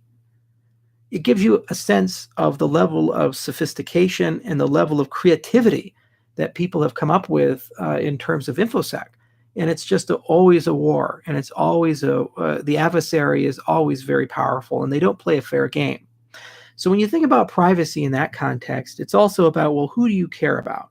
If your goal is to hide from the government, you're going to have a very difficult life. If your goal is to protect yourself and to anonymize a lot of your activities, you probably can accomplish that with some best practices and so forth.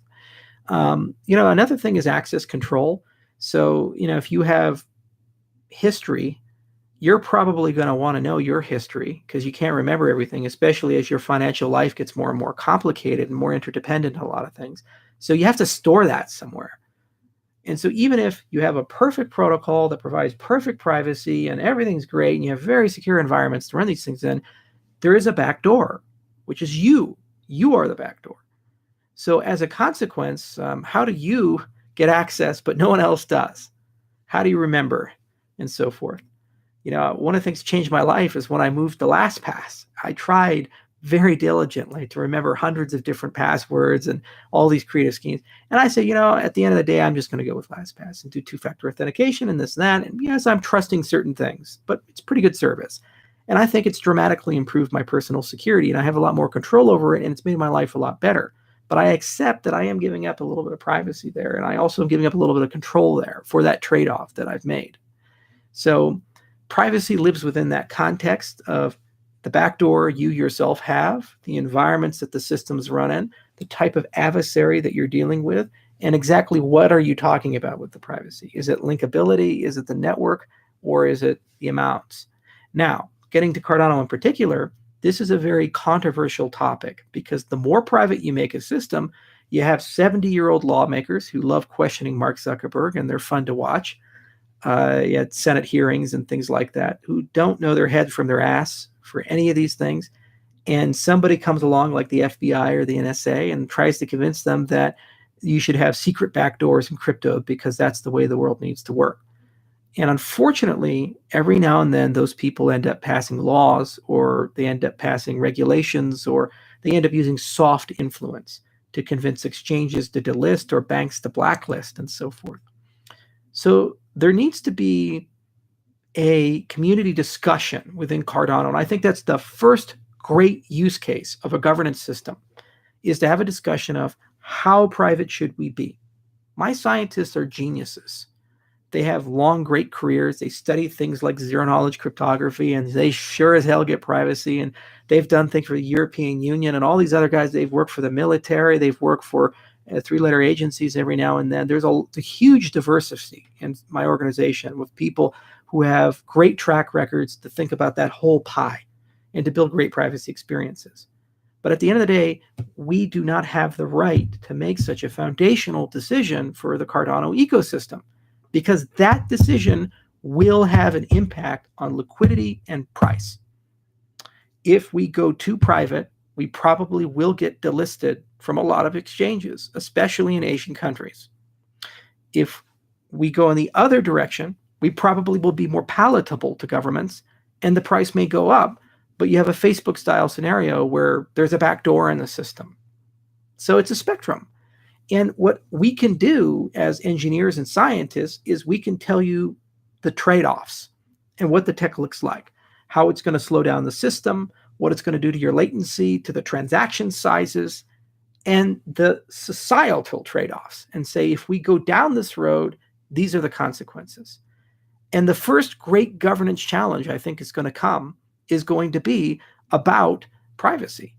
It's sure as hell not going to be about scalability, because at the end of the day, our research gives us good trade-off profiles. So when we come in, we say, would you guys rather have X thousand transactions per second or X dozens of transactions per? You said more is better. Let's do that, especially if the trade-off profile is very reasonable. But on privacy, there's no clear solution. We could go with bulletproof stuff. We could go with ring signatures. We could put Dandelion into the base protocol. And by doing that, massively enhance your privacy. We could build special devices where you have plausible deniability, just like TrueCrypt or these other guys, where you can have alternative ways to decrypt things, and so you could appear as if you don't even have the thing installed on your computer. You can boot off a USB device into memory only and interface with your wallet this way. There's 1,000 ways we could approach this problem, 1,000 ways. But, and this is the big thing, each and every one of those ways has an unclear scenario. Here's the last point about privacy. Imagine that you lived in Iraq in 1970, 1975, something like that. And a person comes up to you and says, are you a member of the Ba'ath Party? You would say, if you were, yes. Why? Because that was how you got ahead during that time period. There was a one-stop show. They had a monopoly on power. If you're in the party, you get to go to the good school. You get the good job. You get all the opportunities. If you're outside of the good graces of the party, your life pretty difficult. Fast forward to post-occupation Iraq, after Iraqi freedom, and Bremer and Wolfowitz debathed the country, and they say, are you a member of the Ba'ath Party? You say, no, God, I don't know anything about them. No, I was one of the opposition guys. Why? Because you potentially could be ineligible for going to the right schools or serving in government, or you have a very soft bias against you. So the very same fact, a piece of information, has a historical arc to it based on the facts and circumstances that you cannot predict. In the beginning, you would say yes and broadcast it everywhere. The more you do it, the higher in the food chain you get. And then later on, it's a liability for you. Same piece of information. And the problem with secrets is once you tell them, everybody knows it. So it's very difficult to know how private things ought to be and who should have access and when should you tell people and so forth. And so it opens up a broader conversation about minimum viable escalation of privacy. There is no greater example of that in the financial world than KYC and AML. For example, Right now, we have a very bad situation. If you run a bank or an exchange, somebody comes to you and says, "Hi, Bitstamp," or "Hi, Bittrex," or "Hi, Shapeshift. I want to do business with you." And they say, "Great, show me your passport or proof of funds or proof of residency. Give me a utility bill." They have to collect that. And it's information that's a liability for them because they hold it, they can't do much with it. And then if they get hacked, they lose it and they get sued or they go out of business from it, or it causes a lot of commercial harm and mistrust. And then the government comes and says you have to weaponize that data against your own customers. So you have to put in anomaly detection systems. And if somebody's doing something that's unusual, you have to file a suspicious activity report. So you take a normal commercial relationship, and now an entity through regulatory fiat, because regulators don't have unlimited power or resources, they delegate it to the financial businesses, are now in a position where they have to spy on their own customer and hold something they have great liability for. Wouldn't it be a better world if you owned your own data and you could take that and put it into a warehouse that you control and only you can see? Then you can invite on a case-by-case basis auditors to come in and attest to the data. Yes, I'm an American citizen. Yes, I'm this age. Yes, I paid my taxes. They can sign that. And then when you want to go do business with Bitstamp, you send the transaction to them. It goes to pending, and they play a game of 21 questions, and they just ask whatever the government tells them to ask. This transaction coming in, where's it origined? U.S. Okay, pull up the U.S. library. For the U.S. library, how many questions we have to ask? What's the age of the person? Where's the location of the person? And do they pay taxes? The IRS sign off on that. And once you get enough yeses, the transaction settles. And that's that. There is no suspicious activity report. There's none of these things. There's no data custodianship. That's a world we could live in within 10 to 15 years, especially if we start building parallel systems like with the Pan-African strategy, where they're just now entering the KYC world and they don't have to adopt a legacy system. And that's a world that could kill the compliance officer in 25 years and save banks a huge amount of money and return them to service-based businesses instead of adversarial businesses that are soft regulators over your conduct and behavior. That's intimate to the privacy question, because we could actually build in nuances to that system. For example, while you could own your data and that's anonymized, we could build a backdoor in where if a sufficient amount of thresholds are met and a sufficient amount of actors agree, we could de-anonymize the data to a particular actor, like a judge or a regulatory body. The cryptographic primitives to do this type of thing do exist, and they're becoming more nuanced. So maybe instead of saying absolutely private, total libertarian, absolutely not private, we're in China, you could actually have a spectrum there, and people could decide what that spectrum needs to look like, and reasonable people can disagree. So I think the privacy question of should Cardano be X or Y is much more nuanced. It needs to be a community discussion, and it has to fit into the environments that Cardano is going to operate in. One of our big goals is to merge the permissioned and permissionless worlds together and have Cardano run in a Pan-African way. We think that we can get hundreds of millions of users off that continent over a long arc of time. And if we're doing that, it has to be a system that replicates the functionality and expectations of the legacy financial world. So it's not good enough just to be able to write the transactions. We have to have a meaningful articulation about compliance, about regulation, and about privacy. And if you get the right base protocols in, you can build a reality where you have competition, you have a diversity of thought, and over time you converge to something good. The one thing we won't do at IOHK is we won't be like Ripple. We won't put Ben Losky on our board. We won't kowtow to whatever makes us the most money or gives us the best access. Because at the end of the day, if I wanted to work in the legacy financial world, I'd have just taken a job at a bank. The whole reason we build open protocols and open systems and we oppose things like BitLicense is because that's the 20th century, that's a hierarchical world, that's a bad world. And that's the world that causes 2008. And that's the world that turns banks into spies on their own customers. It's immoral, it's wrong, it's unsustainable, and it will collapse at some point. We have a point in human history where we can either decide to double down on the past and become a very dystopian world where everybody gets a number on their forehead, and if it gets too low, you get kicked out of society, and if it gets high, you get the good life, to a world where you're in control of your data, you're in control of your money, and you're in control of the way you interact with markets. It doesn't mean you get to do whatever the hell you want to do, because when you do business with somebody, they have a say on how you do business with them, but it does mean at the end of the day, at least you get a choice, accepting the consequences of that choice. So privacy fits as a component of that. And it's something we do care a lot about at our company.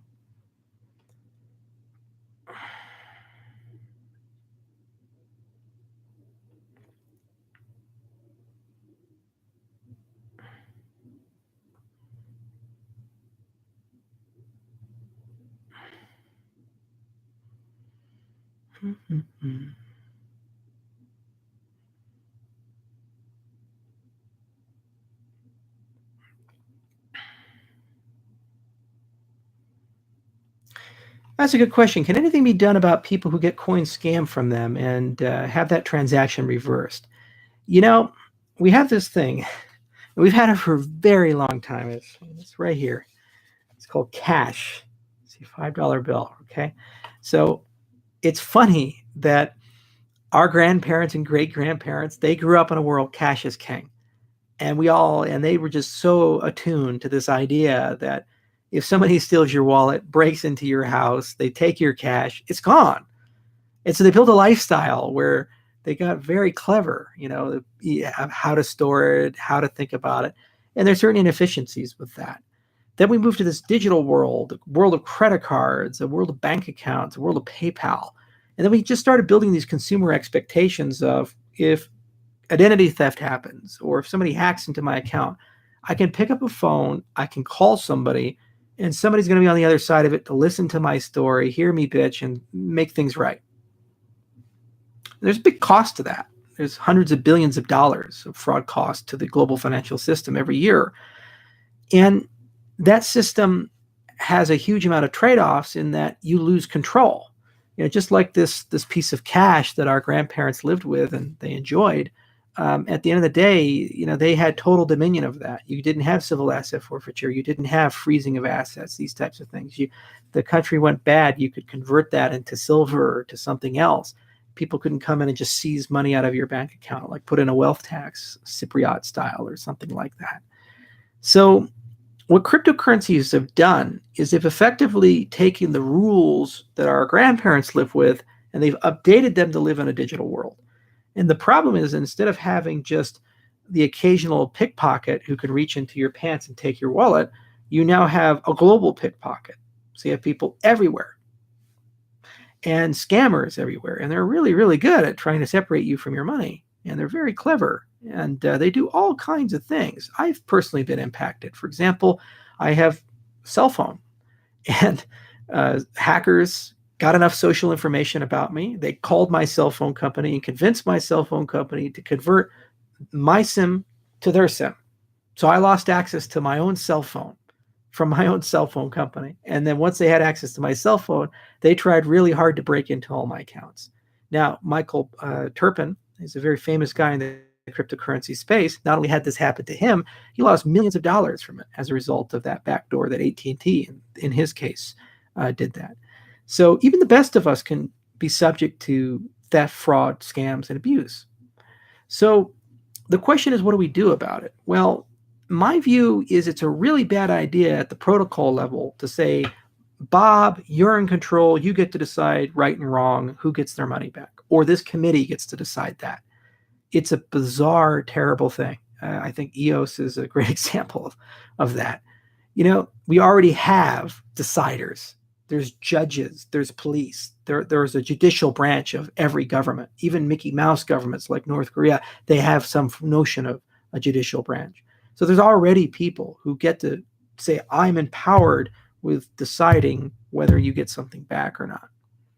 So instead, what you need to do is say, look, the base protocol is like cash, but you know what I can do with cash? I can convert it into other forms. And when I do that, I get added trade-offs. Maybe I lose some control, but now I get consumer protection. There's insurance, there's multi-sig, there's custodial accounts, and so forth. So what we ought to do is, instead of saying, can we build a governance system and have 21 people or whoever get down and have to investigate what the hell to do with a global financial system that they're not qualified for and not legally able to actually do, instead of trying to reinvent 2,000 years of human government, let's just instead open it up to the free market and let insurance markets form, custodial markets form, multi-sig solutions form, and so forth. And that'll give you finer grained control. I mentioned the exchange addresses. There's no reason we couldn't open that up. and you could do your own reversals and store your money this way. You could write smart contracts to put custom terms and conditions, and if you don't want to do it, people can template it, create it, and then you can use it to store funds accordingly. And best practices conform. Now, what do you do about scams? Well, that's consumer fraud, and nothing will replace your government's judicial branch. If Bob says, I'm going to give you X, and Bob doesn't do it, you can sue Bob. And if Bob is a real criminal, Bob can go to jail for that. And the rules haven't changed just because we're doing a different mechanism. You know, people stole cars back in 1915. It was a different type of car than the Lamborghini they steal today, but it's the same act. And the justice system is more than capable of dealing with these things. Now, whether it can do it or can't do it is contingent on the rule of law, the society you live in, and the powers you've given that particular branch. So you as a consumer have to self-protect ultimately. So you have to ask yourself, what can I do to have good hygiene, to protect myself from scams? And for the most part, most people aren't falling for the Nigerian prince scam. Most people aren't following for the person who knocks on your door and says, donate money to the orphans or these types of things. With the exception of people who lack the cognitive capabilities to take care of themselves. And this is one area where cryptocurrencies have a big failing. My grandfather on my mom's side, he's in his mid-80s, and we've had to work real hard with him to lock down his accounts because he's become a target for scammers. People will call him up and sell him gold coins that really aren't worth very much, or ask him for political donations. And for a long time, he was one of the most savvy people ever. He was a lineman who worked his way up to be a vice president of a cable company and got 19 patents, including one on the cable box. He was a brilliant guy, and he never had a college education, but yet despite that, he was able to retire very well off. But the problem is that he's gotten to the point in his life where he no longer has the ability to handle complex financial decisions. And people know that, they smell it, and they're trying to take advantage of him. So we as the family had to come together and help him out. And a lot of families have to do this for the older and the infirmed. My grandfather on my other side, my dad's dad, he has Alzheimer's. And again, he was a brilliant man. He was a surgeon, an OBGYN, delivered 4,000 kids over his career, and had land up in Montana and land in Hawaii. And unfortunately, as his Alzheimer's got worse and worse, his financial decision-making got worse. And a lot of that nest egg that he had constructed to give him a good retirement got absorbed away. The problem with cryptocurrencies is they take things that are like bank accounts, which normally do have some protections and allow other people to come in and when it's a social problem, resolve it, especially on a family side, and they treat it like cash. And if grandpa has Alzheimer's and he's buried a lot of money somewhere on a 600-acre estate, you're never going to find that. Good luck. And it's the same problem with cryptocurrencies. You know, what happens when they forget the private keys? This is one of the challenges that we as an ecosystem have to think really carefully about. And unfortunately, for this particular asset class, there may exist realities and scenarios where these things just don't work out so well and people lose their money. In other cases, like with Hal Finney, who was in Bitcoin very early, he was able, because he knew he was going to die and he knew he was declining, to protect himself and his family as best he could. But even they were actually victims of ransom attacks and scammers and other such things. And they had great preparation. So it's a great conversation to have. From our part, we can build great devices and smart contract standards and special transaction types. But at the end of the day, it is something where third-party services are going to have to interact with the protocol to provide that level of coverage, which actually stumbles into another point about what is the role of the financial institution in a post-cryptocurrency world. I see a lot of people, usually people that want to separate you from your money, run around and say cryptocurrencies are going to kill all the banks, kill all the insurance companies, kill all the financial institutions. No. Because at the end of the day, financial institutions exist not to take money from you. They do that today a lot because they've been perverted. But in the beginning, they were about saying, you have something, and I'm going to help you protect and transform that thing you have over the arc of your life so that you get less risk, you can grow it more and you get more certainty for you and your children and your children's children. They're a service provider. That's at the end of the day, the heart of what the financial industry should be doing as a good industry. So the financial industry, as it learns more about cryptocurrencies, it's just another asset class. It's just another tool. And maybe they're not going to be as large part of the economy and make as much money as they used to, but there's going to be some subset of people who are quite clever who can adopt special types of processes that can take care of my grandfather and my other grandfather as we grow older and as life gets more complicated and harder. And our goal is to preserve the fruits of our labors as opposed to growing the fruits of our labors, and to make sure that those fruits can be transferred from one generation to the next generation in a responsible and well thought out way.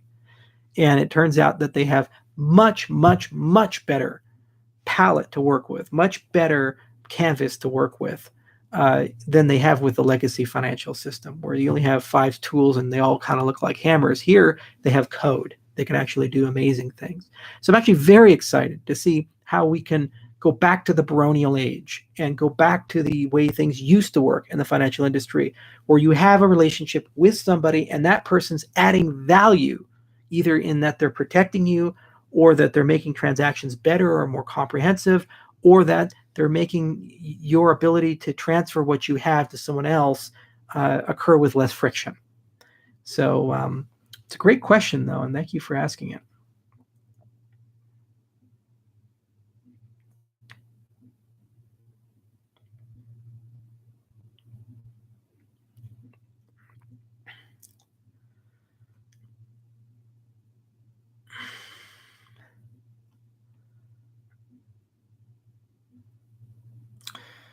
Can AI and ML in the cryptosphere or Cardano specifically? Yeah, so I get a lot of AI questions, and I get a lot of questions about machine learning, and like, what's the role for this stuff in the cryptocurrency space? So, Apache has a project called Flink, and there's this notion of complex event processing, and the financial world is very sophisticated these days. And so one thing you can Google this, it's actually a great anomaly. So somebody hacked, I think it was Reuters' Twitter feed, one of the news agencies, and as a spoof, they tweeted, "White House attacked, Obama injured en route to hospital." Now, the moment that they did that, the markets went, not minutes, not hours, but like literally seconds after that tweet came out. No human being could have possibly reacted to that. So you have to ask yourself, what happened? How did the markets react like that?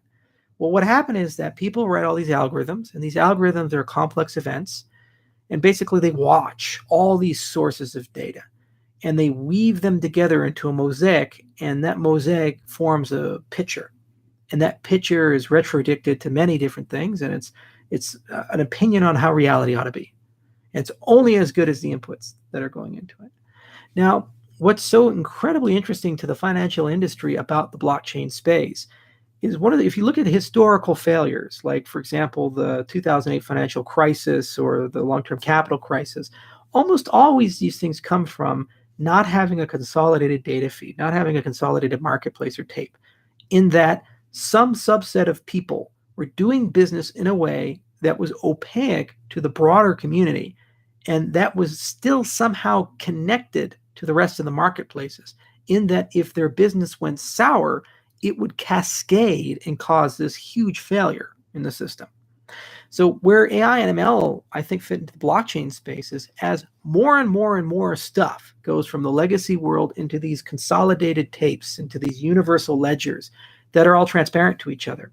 For the first time ever, we're going to have a situation where markets are going to actually have a fair game. It's not the game of, well, Bob happens to be co-located next to the stock exchange and put his servers right inside our servers, and as a result, he can do high-frequency trading and do things on the micro or nanosecond to go ahead and get some statistical arbitrage, but more rather that we're all looking at the same data feeds and they're all kind of coming together and eventually getting consistent. And then AI and ML, they can come in and say, hey, what does all this mean? And what does that tapestry mean? And so forth. So I don't think that those things are going to have a huge impact on the design of blockchains or in some way make our industry better. I think that it's just that those models now have a new input that for the first time ever is more holistic than the way the markets worked before. And that's really exciting. And it's something that I think will give more resilience and stability. And it'll also give policymakers better anchors so that when they look at macro and microprudential policy.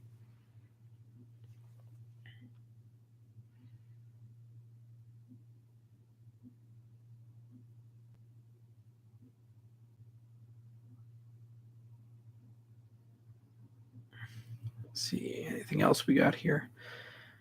All right, let's do one more and then I got to get going.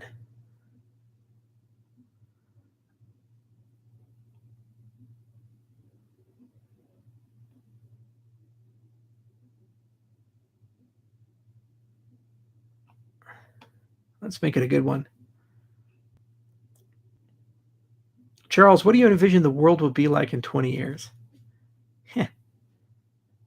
That's yeah, that's going to be a fun one to answer. Let's go down that road. So, you have all these guys that are called futurists. And if I could go to university all over again and do everything all over again, I'd probably take more art classes. I'd learn how to draw and certainly learn how to paint. I love Bob Ross.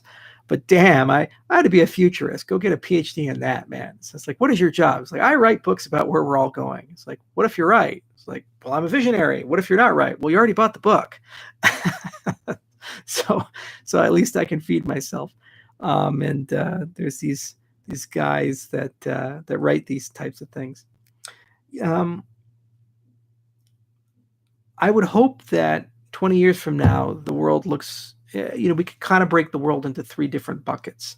And I would hope that we make progress in those 3 different buckets. One, I would hope that we understand that the way the world works is a product of narratives. It's a product of fictions that we all agree to believe in, like the nature of money. Why is this worth anything? Because we said so. Well, who's we? The U.S. government. Who's the U.S. government? Us, the American people. And we collectively have come together. We could change everything. We could hold a new constitutional convention. We could rename our money Bubuchar. We could do whatever the hell we wanted to do. But collectively, we just came up with this, and that's the way it is. And people believe it's worth products and services, so it gets value, right?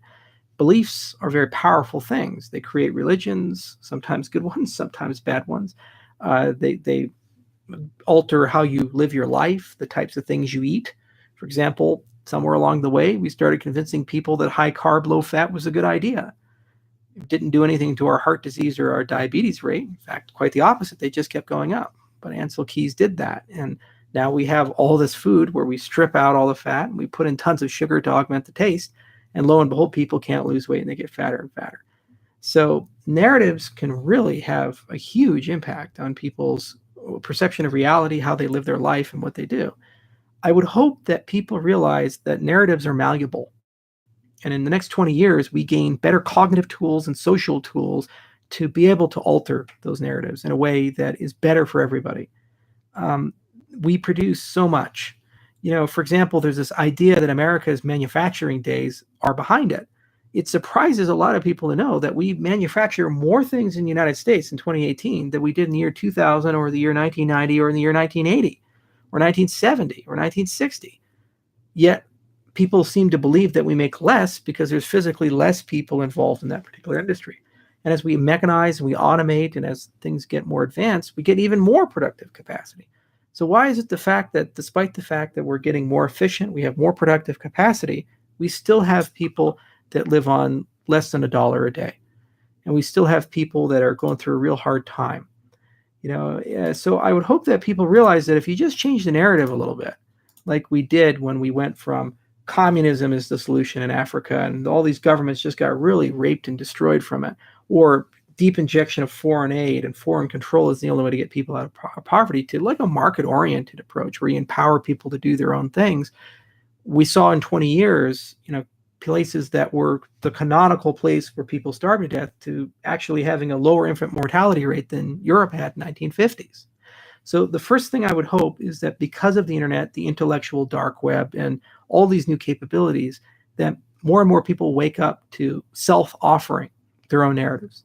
Trust but verify, using critical thinking, talk to people, look at things, get more data-driven. And over the next 20 years, we have a tremendous opportunity to break up that cartel and to basically be in charge of the way we live our lives and the way we perceive reality.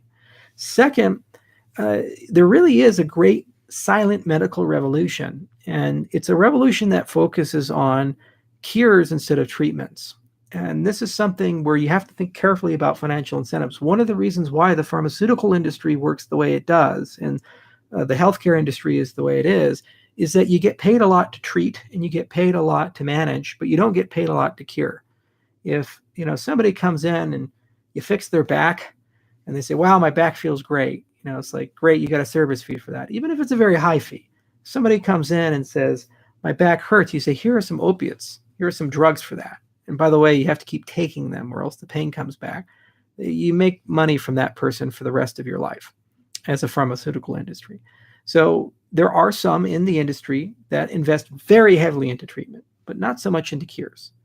And if you look at things like cancer, things like neurodegenerative disorders, autoimmune disorders, all these things, there's a huge body of things, regenerative biology and regenerative medicine, immunotherapy, where we're starting to learn that you can just have the body heal itself. The body built itself from nothing, just two cells came together and became this huge thing. So the body can certainly regenerate itself and repair itself. There's some cancer vaccines coming on the marketplace. There are some miracles where basically they say, hey, your own immune system can treat it instead of chemotherapy or this. Similarly, we're actually starting to see meaningful progress in growing organs, regrowing limbs, and so forth. Now, that, I think, is probably one of the greatest achievements in the history of humanity, and we're on a collision course to get there. There's just tons of great scientists and great institutes that are working on it. Unfortunately, all the wars the United States has had and the wars we've had all throughout the world have left millions and millions of amputees and millions of paralyzed people and people with permanent injuries. And those people are going to live a very long time, 60 years, 70 years beyond when they got the injury. And the healthcare system needs to treat that. Second, the dementia crisis, where neurodegenerative disorders are coming, is horrendously expensive to deal with. So there's just massive amount of government money and industry money coming in, and we're moving from a treatment-based economy more towards an idea of cure-based economy, where through some combination of perturbing your diet and exercise and other such things, and some perturbation of things like CRISPR and stem cell research and so forth, somehow, some way, we're going to stumble into a reality where we can tune things to make things better. So that gets me profoundly excited. And I think over the next 20 years, we're really going to start seeing great progress there. And I'm going to live and you're going to live to see the first person get up out of a wheelchair, or first person to regrow their legs, or first person to have a heart transplant where they grew the heart in a petri dish in a bioreactor as opposed to transplanting it from one person to the next. It brings up a lot of ethical questions, and it brings up a lot of societal questions of, well, what happens when people start living a lot longer, and a lot of the things that used to off us are now were kept around, and what do we do about overpopulation, and what do we do about resource allocation, because these therapies probably aren't going to be cheap, and it's going to be one of the great challenges of the 21st century. Finally, this is the first century, I think, where we're going to create a new form of life. We're going to both be able to bring back life that has been lost, and we're going to be able to create different types of life defined by cognition. So in terms of bringing back, in short order, we're probably going to bring back the woolly mammoth and other animals like that. There's even documentaries on YouTube you can watch, but it's only a matter of time before de-extinction happens. And in fact, from policy perspective, so many animals go extinct every year. It's much better business if you're an entrepreneur looking for the next big business to start, to go to a government and say, let your animals go extinct and we'll pay a subscription to us, and we'll go ahead and de-extinct them when you have the resources to do that, than to try to conserve them and prevent them from going extinct. It's a battle that's too uphill to fight, but that might be a better way of doing it. Which then brings up a question of, well, we can bring back the woolly mammoth, but there were over 20 different species of humans, of Homo erectus and Neanderthals and so forth. What if we could bring them back? What does that mean? What rights would they have? And is that a good idea or not? So there's a humongous intellectual challenge, ethical challenge, societal challenge in that we're going to be able to do that. And we're not really prepared as a society for the consequences of that. We're kind of used to letting things go instead of gaining things back. Second, we're creating artificial life in that we're creating these computer programs which are so tremendously complex that at some point they're going to be able to imitate human cognition, and at some point they probably will have their own cognition. What that means is difficult. And the problem is that these systems are mirrors. That's the most dangerous part of them. We adopt mental defenses and insulations about ourselves to protect ourselves from who we really are. We tell ourselves lies, and we believe those lies, and we create social lies. I think Trump is the best in the world at that. Just think that I am X. But the problem is when you have something like the laws of physics or a cryptocurrency or an AI, it can look at you with a penetrating gaze that is so profoundly intrusive that all your fictions go away and who you really are gets exposed. You know how much you lie. You know how much you kind of procrastinate. And that's a profoundly uncomfortable thing. And this can be done on the individual level and on the social level. And when you start giving commands to such creatures, to such entities, like let's protect the environment or let's prevent the world from descending into chaos, the reality is the optimal solution may not be a solution that's in the favor of you individually. So then you have to ask yourself, well, how do we address and deal with that? And that's another one of the great challenges of the 21st century, is the creation of life that is a mirror that will show us things we don't want to see. And at some point will be able to evolve at a rate much faster than us, and as a consequence have capabilities we don't have. Now, if we're smart and humble, we could recognize that this is the greatest tool in human history, in that we've created a living God to give ourselves ideas and force ourselves into modes of cognition that collectively are good for us. We've created the parent we've always wanted to have. If we're dumb, we will use these tools for purposes of war and greed, and we'll lose control of them, and eventually they'll turn on us and destroy us. So the 21st century is really going to be the make or break moment, in my mind, for the human race. We, thanks to the hard work of the people who came before us, now have the paintbrush of reality in our hands. And we get to decide basically whether we're going to extend beyond where we're at as a race and go into the stars and be something grand, or we get to decide whether we erase ourselves from history. The prior generation got close to this with the advent of nuclear weapons, and we got very close to annihilation twice. Once during the Cuban Missile Crisis, where we were literally one key turn away from extinction. And then another time during the 1980s, where an astute colonel recognized that there was a computer failure and that the United States wasn't launching missiles at the Soviet Union, and violated direct orders and violated his training to avoid nuclear Armageddon. We were that close twice to extinction as a species. And now the 21st century is going to give us the potential to do it again, but this time do it in a way that we really don't have a chance to survive. So my hope for the next 20 years is that we recognize that the fictions we have, the narratives that we have, can be rewritten, and we recognize they can be rewritten in a way that gives us a higher probability of embracing these amazing tools, the tools that will allow us to live far longer than any humans have ever lived in history, and the tools that will allow us to understand more about ourselves than we've ever been able to understand before, and to merge with those tools in such a way that we really can get to the next level in our evolution. The dystopian reality is that we might not get there. That's the challenge every generation has. That's why I don't think so much about material things like money or, what cryptocurrency is going to win or so forth, because at the end of the day, it doesn't really matter. It's like saying, well, does Rockefeller, did he really care that Standard Oil was broken up?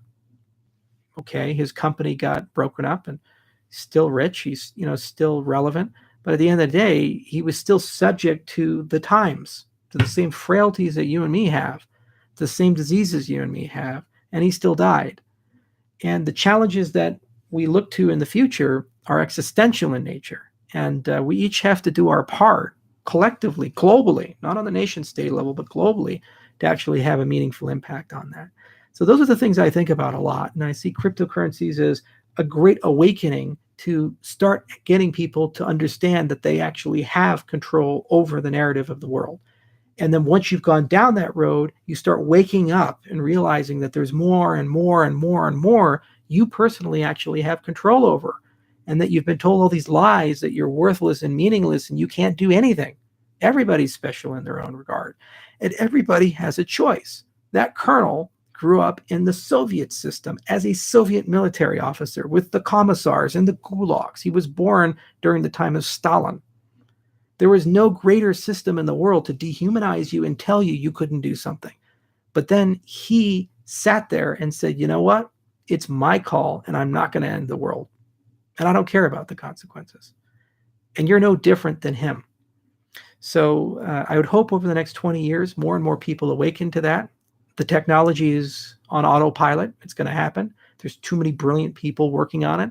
And if we get it done right, we're going to live in a really good world. And let's try to make that happen.